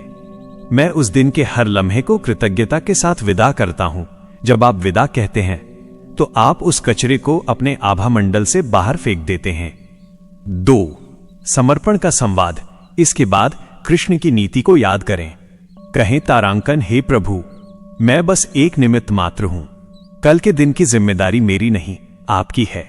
मैं अपना अहंकार, अपनी चिंताएं, अपने डर सब आपके चरणों में रखता हूं। मुझे अब विश्राम करने दें। जब आप ये कहते हैं तो आपका हृदय हल्का हो जाता है। यह वैराग्य का वो शिखर है जहां आपको लगता है कि आप अकेले नहीं हैं। आपके साथ वह सारथी है जिसने महाभारत का युद्ध जितवाया था। 3. बीज बोने का संवाद। और अंत में वो बीज डालें जो आप अपने जीवन में देखना चाहते हैं। कहें, तारांकन, मैं प्रेम का स्वरूप हूं। मैं शांति का स्रोत हूं। कल का दिन मेरे लिए नई संभावनाओं, नए अवसरों और गहरी ऊर्जा का दिन होगा। इसे रटे नहीं, इसे महसूस करें। अपने शरीर में उस एहसास को महसूस करें कि आप वास्तव में शक्तिशाली हैं। अगर आप बीमार हैं तो कहें, मेरा शरीर परमात्मा का मंदिर है और यह स्वस्थ हो रहा है। अगर आप गरीब महसूस कर रहे हैं तो कहें, मैं ब्रह्मांड की प्रचुरता का हिस्सा हूं। शब्द ब्रह्म है। याद रखिएगा, शब्द सिर्फ हवा नहीं है, शब्द ब्रह्म है, शब्द कंपन है। अगर आप शब्दों को बिना भावना के कहेंगे तो वे बेकार हैं, लेकिन अगर आप उन्हें इस विश्वास के साथ कहेंगे कि वे सच होने वाले हैं तो वे आपकी कोशिकाओं में उतर जाएंगे। जब आप खुद से ये कहेंगे कि मैं शांत हूं तो आपका शरीर सच में शांत होने लगेगा। आपकी धड़कनें धीमी हो जाएंगी। आपका रक्तचाप 19% सामान्य होने लगेगा। ये शरीर, ये परमात्मा का बनाया हुआ यंत्र आपके शब्दों के प्रति प्रतिक्रिया देता है। महाराज जी कहते हैं, इंसान अपनी वाणी से खुद को बांधता है और अपनी वाणी से ही खुद को मुक्त करता है। आप खुद को अपनी पुरानी उन आदतों से बांध रहे हैं। मैं ऐसा ही हूं, मेरी किस्मत ही खराब है। आज रात इन जंजीरों को तोड़ दीजिए। आज रात खुद को नई परिभाषा दीजिए। आप वो नहीं हैं जो आपका कल था, आप वो हैं जो आप आज रात तय कर रहे हैं। अनुशासन का नशा। इस संवाद को करने का एक तरीका है। इसे कम से कम 10 मिनट तक करें। जब आप बिस्तर पर लेटें तो सीधे नींद की कोशिश न करें। पहले 10 मिनट अपनी इस प्रार्थना को दें। आप पाएंगे कि जब आप यह संवाद करते हैं तो आपको नींद नहीं आएगी, बल्कि आपको नशा होगा, परमात्मा के प्रेम का नशा। यह नशा आपको उस गहरी शांति में ले जाएगा जहां न डर है, न भविष्य की चिंता। वहां सिर्फ आप हैं और आपका परम पिता। क्या आप आज रात ये संकल्प ले सकते हैं? क्या आप आज रात अपने मन को ये बीज दे सकते हैं? अगर आप ये कर सकते हैं तो बस एक छोटा सा काम करें। कमेंट में अपना वो संकल्प लिखें जो आप आज रात खुद से कहना चाहते हैं। लिखें, मैं आज से अपनी शांति का मालिक खुद हूं, या मैं परमात्मा की सुरक्षा में हूं। आपका कमेंट सिर्फ एक कमेंट नहीं होगा, ये ब्रह्मांड को दी गई आपकी आज्ञा होगी, आपका वचन होगा। मैं उन कमेंट्स को पढ़कर आपकी उस ऊर्जा को महसूस करूंगा और हम सब मिलकर एक ऐसी सकारात्मक तरंग पैदा करेंगे जो पूरी दुनिया के नकारात्मक शोर को दबा देगी। ये बहुत शक्तिशाली है। बहुत से लोगों को ये आसान लगता है, पर यह सबसे कठिन है क्योंकि इसमें अनुशासन चाहिए। और जो इंसान रात को सोने से पहले अपनी चेतना को अनुशासित कर लेता है, वो दिन में किसी भी परिस्थिति को अनुशासित कर सकता है। आप वो योद्धा हैं जो अपने बेडरूम को कुरुक्षेत्र नहीं, कैलाश बना रहा है। इस संवाद को अपनी रगों में बहने दीजिए। सोते समय अपने होठों पर एक हल्की मुस्कान रखिए। वो मुस्कान जो कृष्ण की थी, वो मुस्कान जो महादेव की थी, वो मुस्कान जो ये कहती है, तारांकन, सब ठीक है, मैं सुरक्षित हूं, परमात्मा मेरे साथ है। जब आप इस विश्वास के साथ सोएंगे तो सुबह जब आप जागेंगे तो आप एक साधारण इंसान की तरह नहीं, बल्कि एक सिद्ध की तरह जागेंगे। आपके चेहरे पर वो नूर होगा, आपके शब्दों में वो गहराई होगी और आपके कर्मों में वो पवित्रता होगी जिसकी तलाश हर कोई कर रहा है। अब हम इस सफर के उस अंतिम रहस्य की ओर बढ़ रहे हैं जो आपकी सामान्य नींद को योग निद्रा में रूपांतरित कर देगा। देखिए, दुनिया जिसे नींद कहती है वो शरीर की एक मजबूरी है, पर जिसे हम योग निद्रा कहते हैं वो आत्मा का उत्सव है। भगवान विष्णु जब शेषनाग की शैया पर सोते हैं तो वे सो नहीं रहे होते, वे योग निद्रा में होते हैं। वे उस स्थिति में होते हैं जहां पूरी सृष्टि का संचालन उनके भीतर से हो रहा होता है। क्या आप भी अपनी नींद को इतना शक्तिशाली बना सकते हैं? बिल्कुल बना सकते हैं, और इसके लिए आपको किसी जटिल विधि की जरूरत नहीं है। बस उस ब्रह्मनाद की जरूरत है जो आपकी पूरी कोशिकाओं को एक नई फ्रीक्वेंसी पर सेट कर देगा। वह मंत्र कोई साधारण शब्द नहीं है, वो ब्रह्म ध्वनि है। महाराज जी कहते हैं, जब आप बिस्तर पर लेटें तो अपनी सांसों की गति को अपने मंत्र के साथ जोड़ दें। मान लीजिए आप ओम या अपने गुरु द्वारा दिए गए सिद्ध मंत्र का जाप कर रहे हैं। इसे रटना नहीं है, इसे अपने भीतर की धड़कन बनाना है। जब आप सांस अंदर लें तो महसूस करें कि आप ब्रह्मांड की शांति को अंदर खींच रहे हैं, और जब सांस छोड़ें तो महसूस करें कि आप अपने भीतर की सारी गंदगी, सारे पाप, सारी चिंताएं उस मंत्र की ध्वनि के साथ बाहर फेंक रहे हैं। योग निद्रा की गुप्त विधि, शून्यता का अनुभव। इसे करने के लिए अपनी आंखें बंद करें। अपने पैरों के अंगूठे से लेकर अपने सिर के बाल तक अपने पूरे शरीर को ढीला छोड़ दें। कल्पना करें कि एक दिव्य नीली रोशनी, जिसे महाराज जी ब्रह्म प्रकाश कहते हैं, वो आपके पैरों से ऊपर की ओर चढ़ रही है। जहां जहां वो रोशनी जा रही है वहां का अंग शून्य होता जा रहा है। वो अंग भारी हो रहा है और फिर पूरी तरह शांत। जब ये रोशनी आपके हृदय तक पहुंचे तो उस मंत्र का उच्चारण अपने मन में करें। ओम, या जो भी वो पवित्र धुन है जो आपके कानों में गूंजती है। महसूस करें कि वो ध्वनि आपके पूरे शरीर में एक तरंग पैदा कर रही है। ये तरंग इतनी सूक्ष्म है कि ये आपके डीएनए तक को छू रही है। ये वो समय है जब आप भौतिक शरीर से ऊपर उठ रहे हैं। आप अब वो इंसान नहीं हैं जो कल परेशान था। आप अब वो चेतना हैं जो अनंत है। यही योग निद्रा है। इसमें शरीर सोता है पर आप जागते हैं। आप एक साक्षी की तरह अपनी नींद को देख रहे होते हैं, और जो इंसान अपनी नींद को देखना सीख लेता है वो अपनी मृत्यु को भी जीत सकता है, क्योंकि मृत्यु भी तो एक लंबी नींद ही है। अगर आप इस वीडियो को अभी देख रहे हैं तो रुकिए, इस वीडियो को अभी सेव कर लें ताकि आज रात सोने से पहले आप इसे दोबारा सुन सकें। इसे बार बार सुनें जब तक कि वो मंत्र और वो आवाज आपके अवचेतन मन का हिस्सा न बन जाए। और हां, इस चैनल को अभी सब्सक्राइब करें ताकि महाराज जी के सत्संग की ये रूहानी श्रृंखला कभी न टूटे। यह ज्ञान की कड़ी है, इसे टूटने न दें। मंत्र का विज्ञान ये शील्ड कैसे बनाता है। जब आप ये मंत्र इस तरह जपते हुए सोते हैं तो आप अपने चारों ओर एक एनर्जी शील्ड तैयार कर लेते हैं। आप एक ऐसे सुरक्षा कवच में होते हैं जिसे दुनिया की कोई भी नकारात्मक शक्ति, कोई भी बुरी नजर या कोई भी बेडरूम श्राप नहीं भेज सकता, क्योंकि आपकी फ्रीक्वेंसी बदल चुकी है। आप अब उस निचले स्तर पर नहीं हैं जहां क्लेश और कंगाली काम करती है। आप उस ऊंचे स्तर पर हैं जहां सिर्फ शांति और परमात्मा का वास है। क्या आपको पता है, जब आप योग निद्रा में होते हैं तो आपकी आत्मा कहां जाती है? वो उन आयामों की यात्रा करती है जहां से उत्तर आते हैं। कभी कभी आपको लगता है कि आप किसी अनजाने शहर में थे, या आप किसी ऐसी जगह थे जो बहुत सुंदर थी। वो आपके अवचेतन मन की यात्रा है। अगर आप श्राप के साथ सोएंगे तो आप डरावनी जगहों की यात्रा करेंगे, वही बुरे सपने, वही अंधेरे साए। पर अगर आप ब्रह्म मंत्र के साथ सोएंगे तो आप दिव्य लोकों की यात्रा करेंगे। आप सुबह उठेंगे तो आपके पास नए आइडिया होंगे, आपके पास नई ऊर्जा होगी, और सबसे बड़ी बात, आपके पास वो शांति होगी जो किसी करोड़पति के पास भी नहीं है। अब आप समझ रहे हैं कि क्यों मैं बार बार कह रहा हूं कि अपना बेडरूम ठीक कर लीजिए। क्योंकि आप वहां अपनी जिंदगी का 1/3 हिस्सा बिताते हैं, और अगर वो हिस्सा श्रापित रहा तो आप कभी तरक्की नहीं कर पाएंगे। लेकिन आज जो आपने ये ब्रह्म ज्ञान सुना है, ये आपको उस श्राप से आजाद करने के लिए काफी है। बस इसे अभ्यास में लाना है। इसे रटना नहीं है, इसे जीना है। अभी तक तो हमने सिर्फ शुरुआत की है। हमने बेडरूम के श्राप को पहचाना, हमने दिशाएं ठीक की, हमने मंत्र का रहस्य जाना।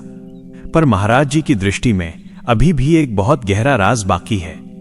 क्या आपने कभी रात को सोते समय महसूस किया है कि कोई आपको देख रहा है, या कोई साया आपके कमरे में घूम रहा है? क्या आपके घर में ऐसी चीजें होती हैं जिनका कोई वैज्ञानिक तर्क नहीं है? कोई अजीब सी खुशबू या अचानक ठंडी हवा का झोंका? ये संकेत हैं। ये संकेत बता रहे हैं कि आपका बेडरूम सिर्फ आपका नहीं है, वहां कोई और भी है जो आपके बेडरूम शॉप का फायदा उठा रहा है। और ये जो डिजिटल आत्मा की हम बात कर रहे थे, ये उसी कड़ी का अगला हिस्सा है। आप सोच रहे होंगे कि मैं क्या कह रहा हूं। क्या कोई आत्मा आपके फोन के जरिए आपके कमरे में आ रही है? क्या वाकई में आपका फोन आपकी रूह को चुरा रहा है? अब हम इस चर्चा के उस मोड़ पर आ गए हैं जहां हमें उन गुप्त संकेतों को पढ़ना होगा जिन्हें हम अक्सर अपनी अज्ञानता के कारण नजरअंदाज कर देते हैं। आपने गौर किया होगा, कभी कभी आप गहरी नींद में होते हैं और अचानक एक झटके के साथ आपकी नींद खुल जाती है। ऐसा लगता है जैसे किसी ने आपको बहुत जोर से पुकारा हो या आप किसी ऊंचाई से नीचे गिर रहे हो। आप डर कर उठते हैं, दिल जोर जोर से धड़क रहा होता है, कमरे में सन्नाटा होता है, पर आपको महसूस होता है कि वहां कोई है। या फिर आपको बार बार वही डरावने सपने आते हैं। कोई साया, कोई पीछा करता हुआ व्यक्ति, कोई बंद कमरा जहां से बाहर निकलने का रास्ता नहीं मिल रहा। साधारण दुनिया इसे तनाव या थकान का नाम देकर खारिज कर देती है, पर क्या ये सच में इतना साधारण है?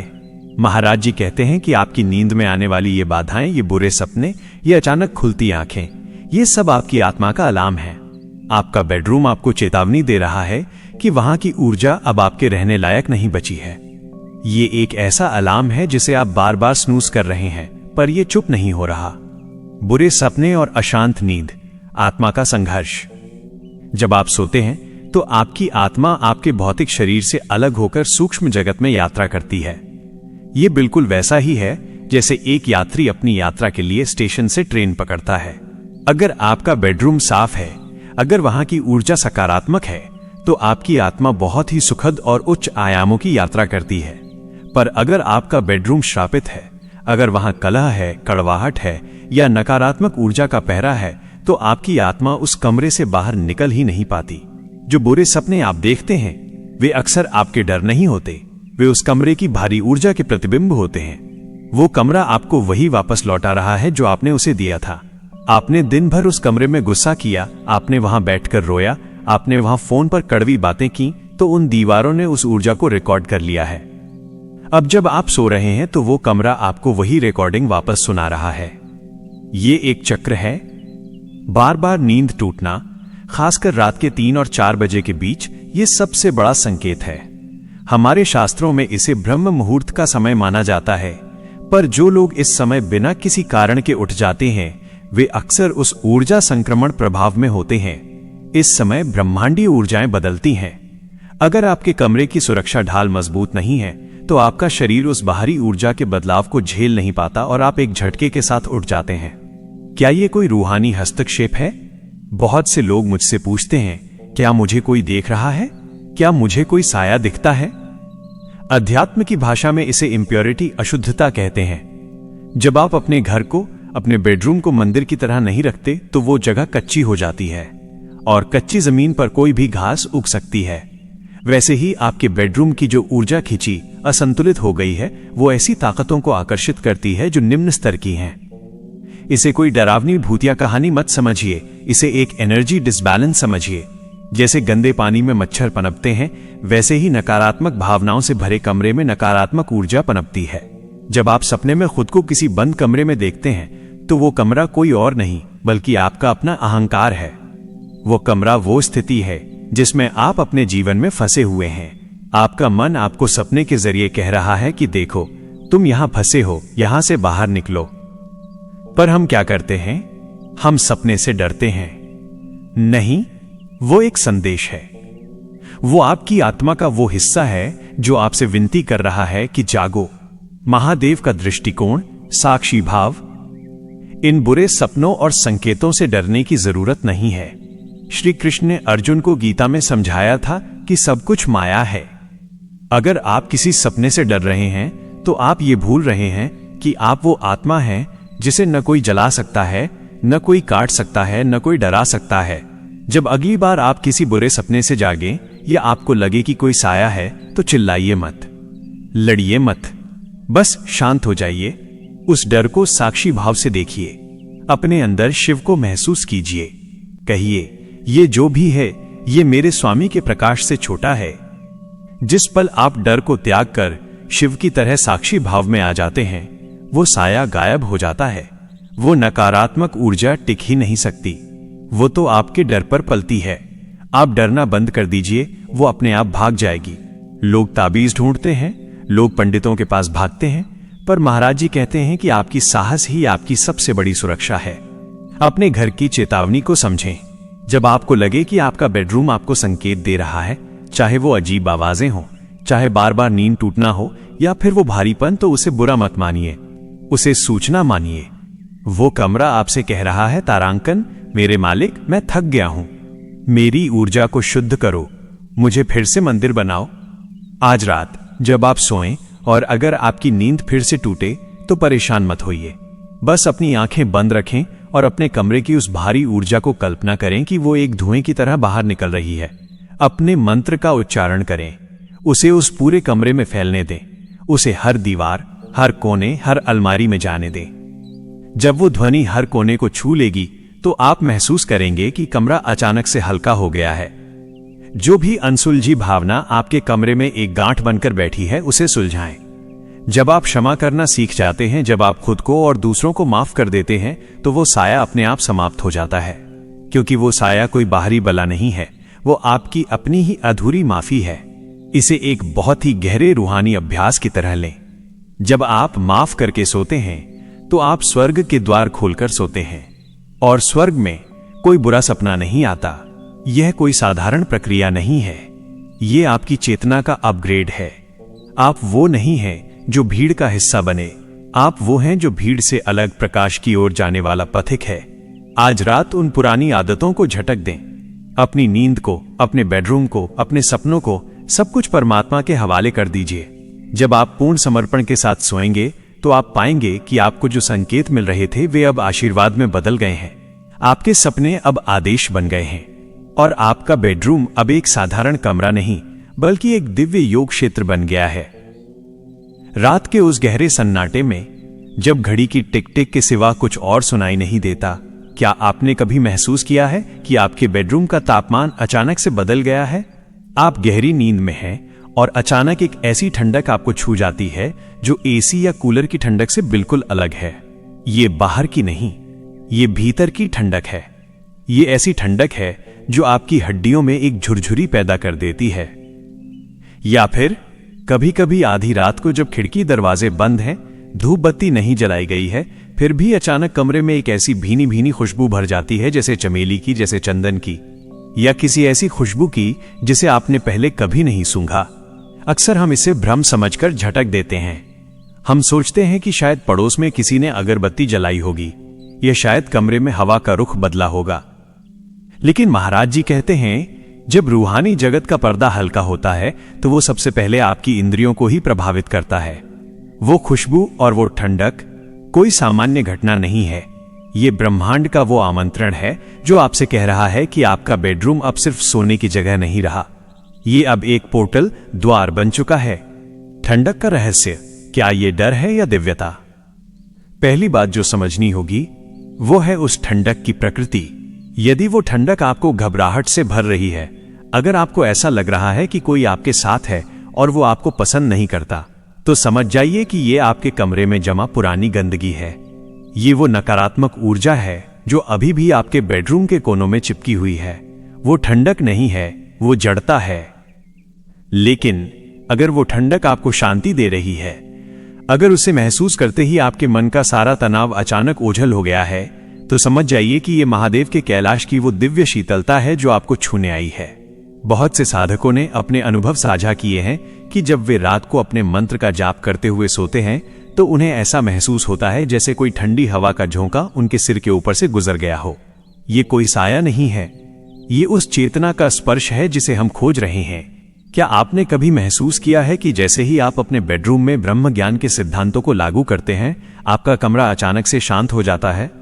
वो जो भारीपन था वो गायब हो जाता है और उसके स्थान पर एक ऐसी पवित्र ठंडक आती है जो रूह को तृप्त कर देती है। खुशबू का विज्ञान, सुगंधित उपस्थिति। और वो खुशबू क्या है? वो खुशबू कहीं बाहर से नहीं आती, वो खुशबू आपके अपने ही अंतःकरण की सुगंध है।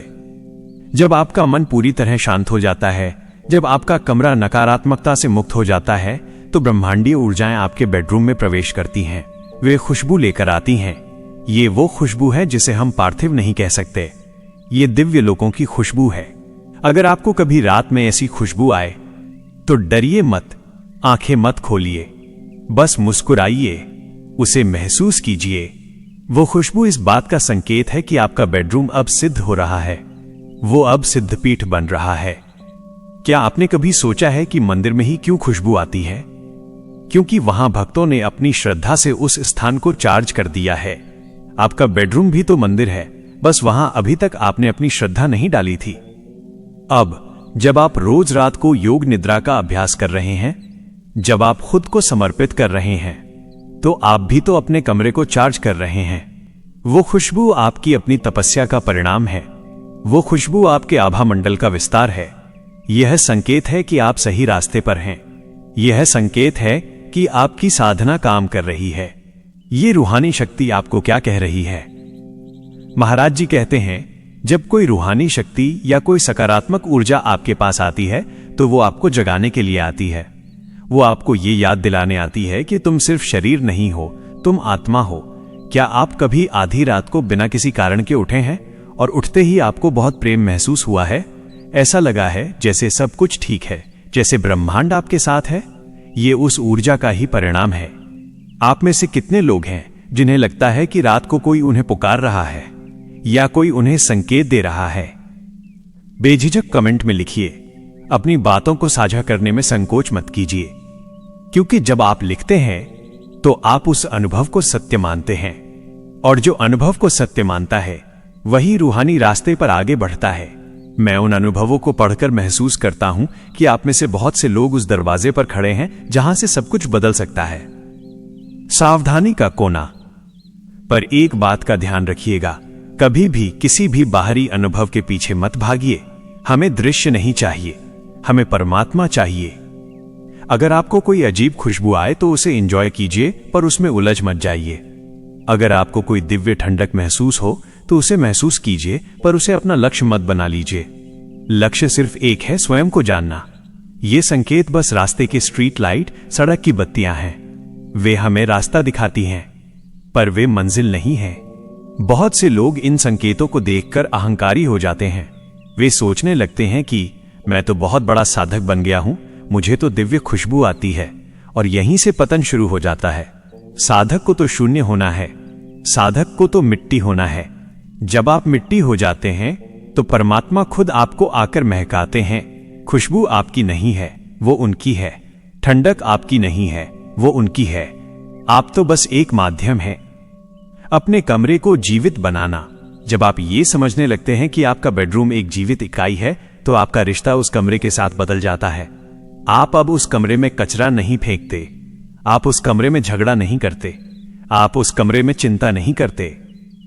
आप जानते हैं कि अगर आप वहां चिंता करेंगे तो वो कमरा कल रात आपको वही चिंता वापस लौटाएगा।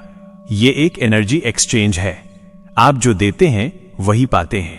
आप अपने बेडरूम को शांति का प्रसाद चढ़ाइए, वो आपको गहरी नींद का आशीर्वाद देगा। आप उसे अपना ब्रह्म ज्ञान दीजिए, वो आपको रूहानी अनुभवों का तोहफा देगा। यही तो है जीवन का संतुलन। यही तो है वो गुप्त संकेत जो आपके कमरे की हर दीवार आपको दे रही है, पर आप उसे सुनने के लिए तैयार नहीं थे। अब आप सुनने के लिए तैयार हैं। अब आप उन संकेतों को समझ रहे हैं। अब सोचिए, अगर आपका बेडरूम इतना जीवित है तो क्या आपके घर का बाकी हिस्सा भी ऐसा ही है? क्या आपके घर का वो हिस्सा जहां आप खाना खाते हैं या जहां आप बैठकर काम करते हैं वो भी जीवित है? बिल्कुल। ऊर्जा कहीं नहीं रुकती, ऊर्जा बहती है। आपका बेडरूम तो बस वो जगह है जहां आप सबसे ज्यादा असुरक्षित होते हैं, इसीलिए वहां की ऊर्जा सबसे ज्यादा असर करती है। अपने आप से पूछिए, क्या आप वाकई उस दिव्य मौजूदगी के लिए तैयार हैं? क्या आप तैयार हैं कि आपका घर एक मंदिर बन जाए जहां कोई भी नकारात्मक शक्ति, कोई भी श्राप टिक न सके? ये बहुत बड़ी जिम्मेदारी है। ये घर को आश्रम में बदलने की प्रक्रिया है और आप इसके लिए चुने गए हैं। आप इसे कर सकते हैं। क्या आपने कभी अपने घर के किसी कोने में बैठकर ऐ का उच्चारण किया है? क्या आपने कभी अपने घर की ऊर्जा को शुद्ध करने की कोशिश की है? अपने अनुभव कमेंट में लिखिए। मैं जानना चाहता हूं कि आप अपने घर को कितना जीवित महसूस करते हैं। ये जानकारी सिर्फ आपके लिए नहीं, उन हजारों लोगों के लिए भी प्रेरणा है जो अभी भी इस श्राप के अंधेरे में जी रहे हैं। आप जो कर रहे हैं वह बहुत महान है। आप एक ऐसी क्रांति की शुरुआत कर रहे हैं जिसकी आज के दौर में बहुत जरूरत है। दुनिया बहुत शोर में है, बहुत भाग रही है। शांति का वास लगभग खत्म सा हो गया है। पर अगर हम सब जो इस रूहानी कड़ी से जुड़े हैं, अगर हम सब अपने घरों को मंदिर बना लें, तो सोचिए पूरी दुनिया की ऊर्जा कितनी बदल जाएगी। आप एक छोटे से बीज हैं जो एक बड़ा वृक्ष बनने वाला है। उस बीज को अपनी शांति का पानी देते रहिए। उस बीज को अपने ब्रह्म ज्ञान की खाद देते रहिए। और सबसे बड़ी बात, खुद पर विश्वास रखिए। आपको किसी बाहरी शक्ति की जरूरत नहीं है जो आकर आपके कमरे की खुशबू बदले। आप खुद उस शक्ति का केंद्र हैं। आप खुद उस दिव्य ऊर्जा के स्रोत हैं। बस आपको अपने भीतर के दरवाजे खोलने हैं। जो दरवाजे आप दुनिया के डर से बंद कर बैठे थे, उन दरवाजों को खोलिए। अपनी रूह को आजाद होने दीजिए। अब हम अपने इस सफर के उस सबसे व्यावहारिक पड़ाव पर आ गए हैं जिसे शुद्धि का विज्ञान कहते हैं। हमने ये तो पहचान लिया कि हमारे बेडरूम में नकारात्मक ऊर्जा का डेरा है। हमने ये भी समझ लिया कि हमारी अपनी आदतें ही उस ऊर्जा को खाद और पानी दे रही हैं। पर अब सवाल ये है कि इस जड़ जमा चुकी अशुद्धता को बाहर कैसे निकालें? क्या कोई ऐसा तरीका है जो विज्ञान के सिद्धांतों पर भी खरा उतरे और जिसे हमारे ऋषियों ने ब्रह्म ज्ञान के तौर पर वर्षों से अपनाया है? उत्तर है हां। और इसके लिए हमें प्रकृति के दो सबसे शक्तिशाली तत्वों का सहारा लेना होगा, पृथ्वी नमक और आकाश ध्वनि। नमक प्रकृति का सबसे बड़ा ऊर्जा शोषक। विज्ञान कहता है कि ऊर्जा कभी नष्ट नहीं होती, वो बस रूपांतरित होती है। आपके बेडरूम के कोनों में जो भारीपन है वो असल में एक स्थिर ऊर्जा है। नमक, जिसे हम सेंधा नमक या समुद्री नमक कहते हैं, ये कोई साधारण मसाला नहीं है। इसकी संरचना एक क्रिस्टल की तरह होती है। अगर आप इसे सूक्ष्मदर्शी से देखें तो यह एक जाली की तरह दिखता है। ये नमक की जाली उस नकारात्मक तरंगों को अपनी ओर खींचने का एक प्राकृतिक चुंबक है। इसे ऐसे समझें जैसे स्पंज पानी को सोखता है, वैसे ही नमक आपके कमरे की हवा में घुली हुई उस लड़ाई झगड़े और तनाव की ऊर्जा को सोख लेता है। हमारे पूर्वज जब भी कोई नया घर बनाते थे तो कोनों में नमक रखने की परंपरा निभाते थे। ये अंधविश्वास नहीं था, ये एनर्जी ग्राउंडिंग का विज्ञान था।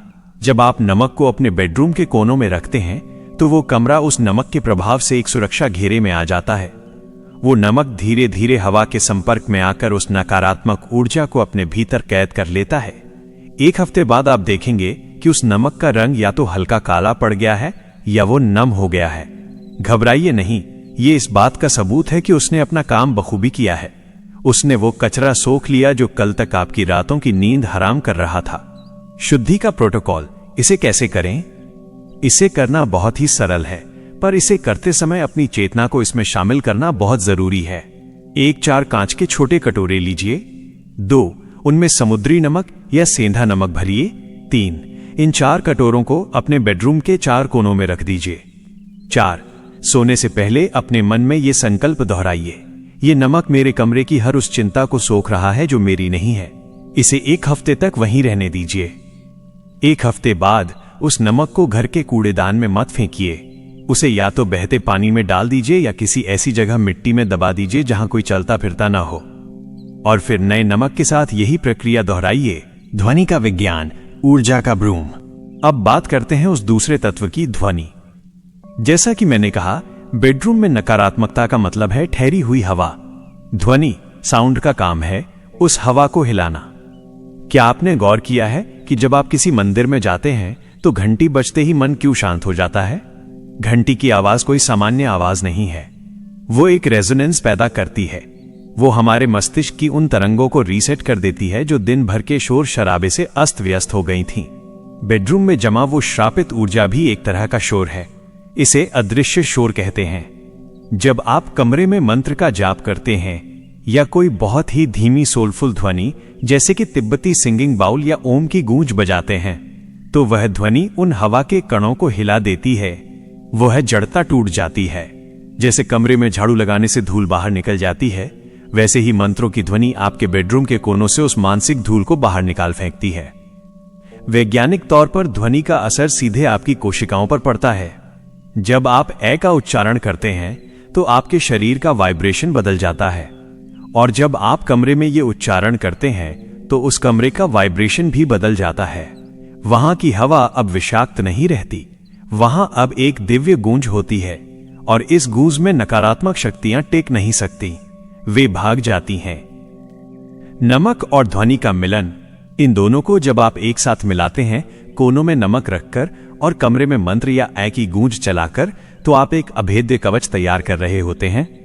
ये ऐसा है जैसे आपने कमरे को एक एनर्जी वैक्यूम क्लीनर से साफ कर दिया हो। रात को सोने से पहले बस 10 मिनट के लिए कमरे में कोई शांतिपूर्ण मंत्र चलाइए या खुद अपने मन में जाप कीजिए। आप पाएंगे कि कमरे की हवा बदल गई है। वो अब भारी नहीं है, वो अब हल्की है, वो अब सांस लेने योग्य है।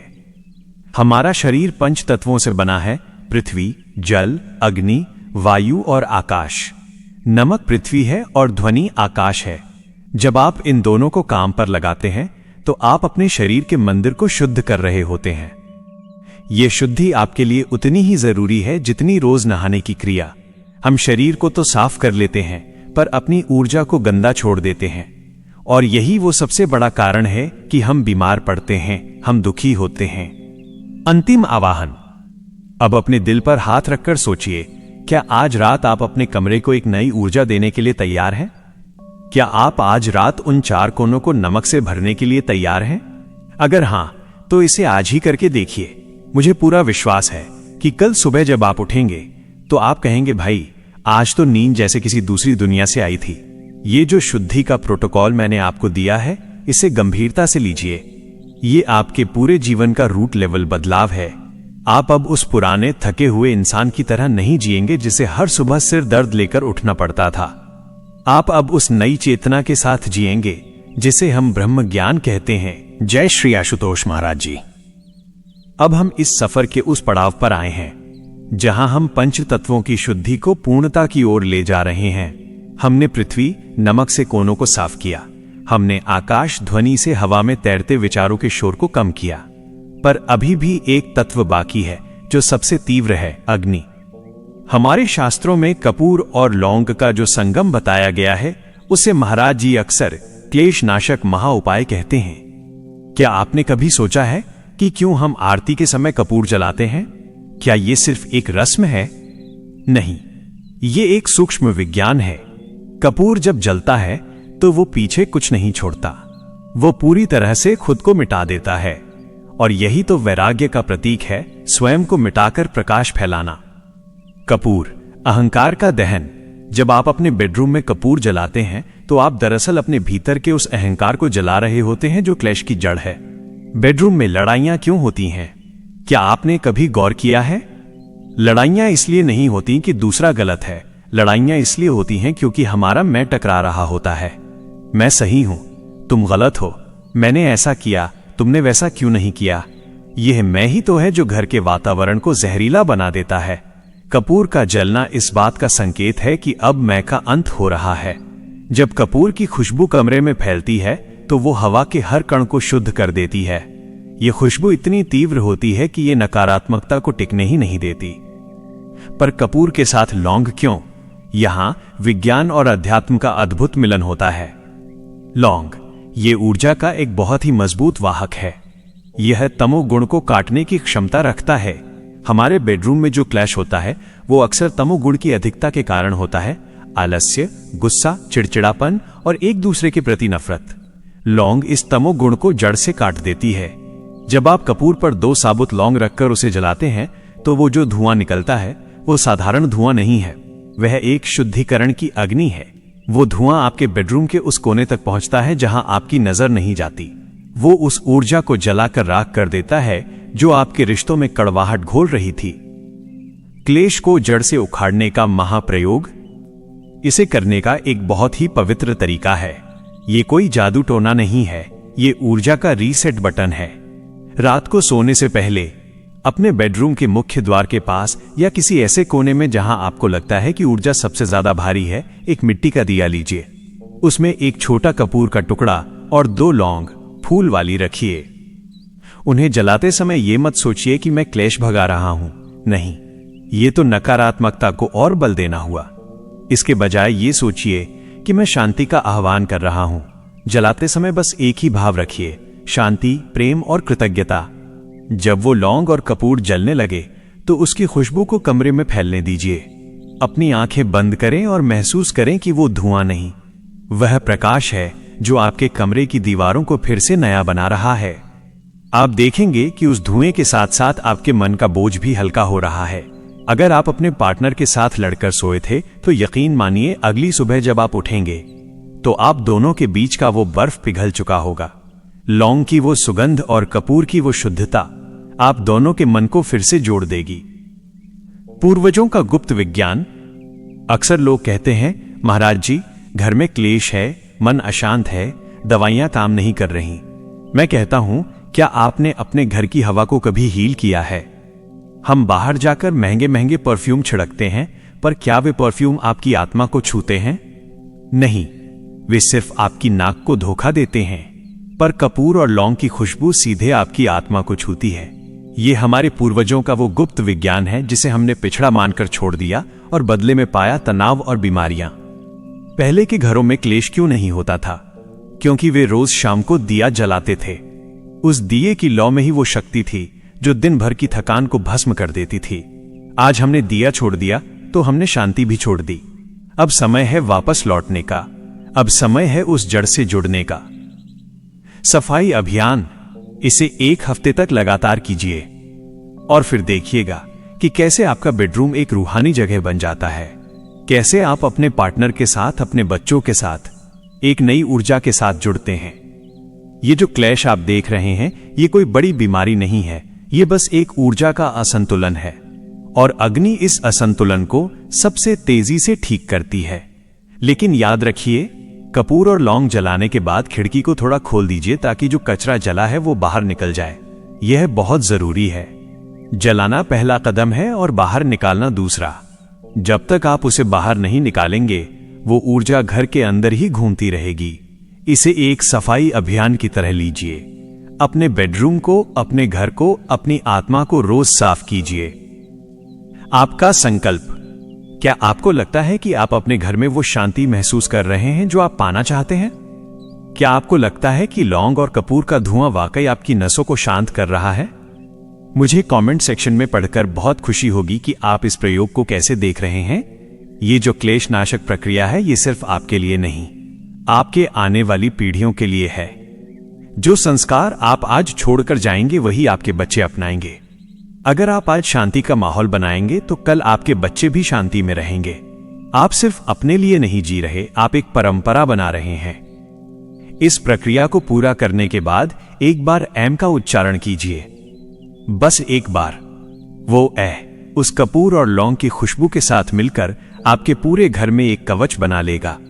ये कवच आपको और आपके परिवार को हर बुरी नजर, हर नकारात्मक सोच और हर उस श्राप से बचाएगा जिसकी हम शुरुआत से बात कर रहे थे। आप ये महसूस कर सकते हैं, है ना, कि जब से हमने ये चर्चा शुरू की है तब से आपके भीतर कुछ तो बदल रहा है। आपको लग रहा होगा कि आप पहले से कहीं ज्यादा जागृत हो गए हैं। ये कोई सामान्य बात नहीं है, ये महाराज जी का आशीर्वाद है कि आप इस सत्य तक पहुंच पाएं। कल की सुबह जरा ठहरिए और सोचिए, क्या वो सुबह वैसी ही होगी जैसी आज तक होती आई है? आप अलार्म बजने से पहले ही उठेंगे और वो उठना कोई झटका नहीं होगा, वह एक प्रवेश होगा। एक ऐसी सुबह जहां खिड़कियों से छनकर आने वाली रोशनी सिर्फ आपके कमरे को नहीं बल्कि आपकी रूह को रोशन कर रही होगी। आपने आज जो सफाई की है, आपने जो कपूर जलाया है, आपने जो मंत्र का गुंजन किया है, उसका असर अब आपकी कोशिकाओं में उतर चुका है। नया आभा मंडल चुंबक की तरह। कल की सुबह जब आप उठेंगे तो आप अपने शरीर को नहीं, अपनी चेतना को महसूस करेंगे। अक्सर हम उठते हैं तो अपने दुख, अपनी थकान और अपनी टूटी हुई उम्मीदों के साथ उठते हैं, पर कल आप उन सब के बिना उठेंगे। आपका आभा मंडल अब वो कचरा नहीं है जिसे आपने बरसों से ढोया था। वो एक ढाल है, एक चमकता हुआ सुरक्षा चक्र है जो आपके चारों ओर एक कवच बनकर खड़ा है। इसे ऐसे समझिए जैसे आप किसी अंधेरे कमरे से अचानक धूप में बाहर निकल आए। क्या होता है, सब कुछ धुंधला लगता है, पर धीरे धीरे रोशनी में सब कुछ स्पष्ट हो जाता है। कल की सुबह आप उसी स्पष्टता के साथ उठेंगे। आपका आभा मंडल अब भारी नहीं होगा। आप पाएंगे कि जब आप अपने परिवार के पास जाएंगे तो आप उन पर चिढ़ने के बजाय उन्हें एक अलग ही नजरिए से देख रहे हैं। आपको उनमें गुस्सा नहीं, इंसान दिखेगा। आपको उनकी कमियां नहीं, उनकी जरूरतें दिखेंगी। क्या यह बदलाव जादू नहीं है? यह जादू नहीं, यह शुद्धता का विज्ञान है। जब आपका आभा मंडल साफ होता है तो आप एक चुंबक बन जाते हैं। आप अच्छी घटनाओं को, अच्छे लोगों को और सही मौकों को खुद ब खुद आकर्षित करने लगते हैं। प्रतिक्रिया नहीं, अनुक्रिया। सोचिए, कल अगर कोई आपको कुछ बुरा कहता है या कोई ऐसी बात होती है जो आपको कल तक आग लगा देती थी, तो कल आप क्या करेंगे? कल आप उस पर प्रतिक्रिया, रिएक्शन नहीं करेंगे। आप अनुक्रिया, रिस्पॉन्स करेंगे। आप शांति से मुस्कुराएंगे। आप देखेंगे कि कैसे वो सामने वाला इंसान अपने आप शांत हो गया। क्योंकि जब आप खुद शांति के केंद्र में होते हैं तो बाहरी शोर आपको छू ही नहीं पाता। यह है आपके नए आभा मंडल का असर। आप एक ऐसी तरंग पर हैं जहां कोई नकारात्मकता आपको पकड़ ही नहीं सकती। कल की सुबह आपके लिए एक परीक्षा की तरह होगी। क्या आप उस पुराने मैं में वापस गिरेंगे या आप उस नई चेतना को थामे रखेंगे? जब आप उस परीक्षा को पार करेंगे तो आप महसूस करेंगे कि आपके अंदर एक ऐसी शक्ति जाग गई है जिसे कोई भी परिस्थिति हिला नहीं सकती। ये शक्ति बाहरी नहीं है, ये परमात्मा का वो अंश है जिसे आप अभी तक बेडरूम के उस श्राप के नीचे दबाए हुए थे। स्वयं का अनुभव, सत्य का आधार। मुझे बताइए, जब आप अपनी कल्पना में उस सुबह को देखते हैं तो आप खुद को कैसा महसूस कर रहे हैं? क्या आपको लग रहा है कि आप हल्का महसूस कर रहे हैं? क्या आपको लग रहा है कि कोई बोझ उतर गया है? मुझे अभी कमेंट में लिखिए। अपनी भावनाओं को शब्दों का रूप दीजिए, क्योंकि जब आप लिखते हैं तो आप उसे घोषित करते हैं। आप ब्रह्मांड को बता रहे हैं कि हां, मैं तैयार हूं। कल सुबह जब आप आंखें खोलेंगे तो आप पाएंगे कि सूरज की रोशनी आपके चेहरे पर एक अलग तरह की चमक छोड़ रही है। आप वो नहीं होंगे जो कल रात तक थे। आपने उस बेडरूम श्राप को जड़ से उखाड़ दिया है। आपने अपने घर को फिर से मंदिर बना लिया है। आप अपने भीतर के शिव से मिल चुके हैं। आपका कर्तव्य इस ऊर्जा का विस्तार। अब उस आभा मंडल को गंदा मत होने दीजिएगा। ये बहुत कीमती है। इसे संभाल कर रखिए। इसे अपने प्रेम से, अपनी प्रार्थनाओं से, अपनी सकारात्मकता से सींचते रहिए। ये चमक जो आप कल महसूस करेंगे, ये आपके जीवन का आधार होनी चाहिए। और सबसे बड़ी बात, इसे बांटिए। जो भी आपसे मिले उसे ये ऊर्जा दीजिए। बिना कुछ कहे, सिर्फ अपने होने मात्र से दूसरों के जीवन में बदलाव लाइए। कल जब आप जागेंगे तो बस एक बात याद रखिएगा, आप अकेले नहीं हैं। आप उस दिव्य परिवार का हिस्सा हैं जो शांति चाहता है, जो प्रेम चाहता है, जो परमात्मा का सानिध्य चाहता है। कल की सुबह से आप एक योद्धा की तरह जिएंगे, एक ज्ञानी की तरह जिएंगे और एक शिव भक्त की तरह जिएंगे। मेरे प्यारे रूहानी परिवार, आज हम इस सफर के उस मुकाम पर आ गए हैं जिसे अंतिम संकल्प कहा जाता है। अब तक आपने जो सुना वो सिर्फ ज्ञान नहीं था, वो एक सर्जरी थी आपके मन की, आपके कमरे की और आपके भाग्य की। आपने जाना कि आपका बेडरूम श्रापित क्यों था। आपने समझा कि श्री कृष्ण की नीति कैसे आपके मन को शांत करती है और महादेव का वैराग्य कैसे आपको विष पीने के बाद भी नीलकंठ बनाता है। पर अब समय है इस सब को जीने का। संकल्प का अर्थ यह नहीं है कि आप कल सुबह से एक नई जीवन शैली शुरू करेंगे। संकल्प का अर्थ है आज रात, अभी इसी वक्त अपने उस पुराने मैं का अंत करना। जब आप आज रात अपने बिस्तर पर जाएंगे तो वो आप नहीं होंगे जो कुछ दिन पहले सोया करते थे। वो इंसान मर चुका है। आज रात आप एक सचेत आत्मा की तरह लेटने जा रहे हैं। आज रात का नियम बहुत सरल है, पर इसे तोड़ना आपके पूरे अस्तित्व के लिए घातक होगा। आज का नियम है पूर्ण समर्पण। जब आप बिस्तर को छुएं तो इसे बिस्तर ना समझें, इसे वो वेदी समझें जहां आप खुद को परमात्मा को अर्पित कर रहे हैं। आज रात आप अपने उन सारे विचारों को, उन सारी लड़ाइयों को, उन सारे अपमानों को जो दिन भर आपके साथ थे, अपने कमरे की दहलीज पर छोड़कर अंदर आएंगे। आप कमरे में सिर्फ आप प्रवेश करेंगे, आपका तनाव नहीं। एक रूहानी फ्लैशबैक। हमने क्या खोया और क्या पाया? जरा पीछे मुड़कर देखिए, हमने कहां से शुरुआत की थी। हमने बेडरूम की उन दीवारों से बात करना शुरू किया था जो चुप्पी साधे बैठी थीं पर बहुत कुछ कह रही थीं। याद कीजिए, जब मैंने आपसे पहली बार पूछा था कि क्या आपका बेडरूम एक युद्ध का मैदान बन गया है, बहुत से लोगों ने कमेंट में स्वीकार किया था कि हां, उन्हें घुटन महसूस होती है। हमने समझा था कि ये कोई जादू टोना नहीं बल्कि हमारी खुद की ऊर्जा का रिसाव है। उसके बाद हम श्री कृष्ण के कुरुक्षेत्र में गए। हमने सीखा कि नींद के पहले का वो माइंड क्लियरेंस मंत्र क्या है। हमने महसूस किया कि अर्जुन का गांडीव तब तक नहीं उठ सकता था जब तक उसका मन शांत न हो। हमने ये भी समझा कि कैसे शकुनी रूपी मोबाइल ने हमारी नींद का वध किया है। हमने उन रातों को जिया जहां हम घंटों फोन को घूरते रहे और अपनी रूह को बेचते रहे। हमने महादेव के नीलकंठ विज्ञान को जाना कि कैसे विष को गले तक ही रोक लेना है, हृदय तक नहीं उतरने देना है। फिर हमने उन कोनों की बात की जहां हमने नमक का प्रयोग किया। नमक, वो साधारण सा दिखने वाला नमक जिसने आपके कमरे की नकारात्मकता को अपने भीतर सोख लिया। हमने ध्वनि की उस गूंज को महसूस किया जिसने आपके बेडरूम के ठहरे हुए सन्नाटे को एक पवित्र गूंज में बदल दिया। हमने उस कपूर और लौंग की अग्नि को जलाया जिसने वर्षों के क्लेश को भस्म कर दिया। याद है आपको, जब हमने पहली बार उस लौंग और कपूर की खुशबू को महसूस किया था तो ऐसा लगा था जैसे बरसों पुराना कोई बोझ उतर गया हो। वो कोई साधारण खुशबू नहीं थी, वो आपकी आत्मा की शुद्धि का गवाह थी। हमने उन संकेतों की भाषा पढ़ी जिन्हें हम हमेशा डर समझकर नजरअंदाज करते थे। हमने जाना कि वो अजीब सी ठंडक या वो खुशबू कोई भूत नहीं बल्कि उस ब्रह्मांडीय उपस्थिति का एहसास है जो आपके पास आना चाहती है। आप इन सब पड़ावों से गुजरे हैं। आपने अपनी दिशा बदली, आपने आईने ढके, आपने खुद से संवाद करना सीखा और आपने योग निद्रा की उस गहराई को छुआ जहां शरीर सोता है पर रूह जागती है। ये सफर बहुत लंबा और गहरा रहा है, पर क्या आपको नहीं लगता कि कुछ अभी भी अधूरा है? अधूरा सच जो अभी भी आपको चैन से सोने नहीं दे रहा। आपने बेडरूम ठीक कर लिया, आपने नमक रख लिया, आपने मंत्र सुन लिए, पर फिर भी कभी कभी बिना किसी कारण के वो उदासी वापस क्यों लौट आती है? कभी कभी जब आप अकेले होते हैं तो आपको वो पुराना दर्द क्यों याद आने लगता है जिसे आप भूल चुके थे? क्यों वो पुरानी लड़ाइयां आज भी आपकी याददाश्त में जिंदा है? सत्य ये है कि हमने कमरे की सफाई तो कर ली, पर आत्मा की सफाई अभी बाकी है। हमारे अंदर कुछ ऐसी गांठें हैं, कुछ ऐसे अनसुलझे कर्म हैं, कुछ ऐसी अधूरी माफियां हैं जो हमें सोने नहीं देती। हम घर तो साफ कर लेते हैं, पर दिल में जो कचरा जमा है उसे लेकर ही सो जाते हैं।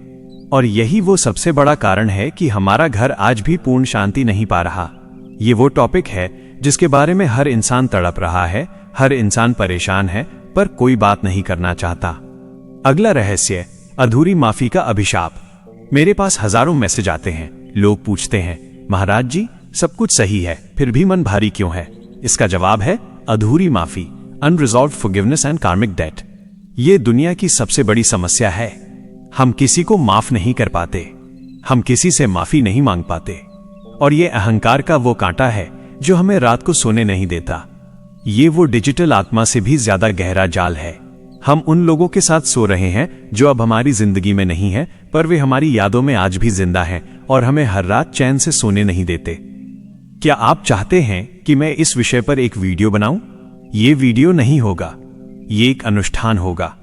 ये एक ऐसी प्रक्रिया होगी जिसे करने के बाद आप खुद को सालों के बोझ से मुक्त पाएंगे। पर मैं ये वीडियो तभी बनाऊंगा जब मुझे यकीन हो कि आप लोग सच में जागना चाहते हैं। मेरा चैलेंज, क्या आप तैयार हैं? आज मैं एक लक्ष्य रख रहा हूं।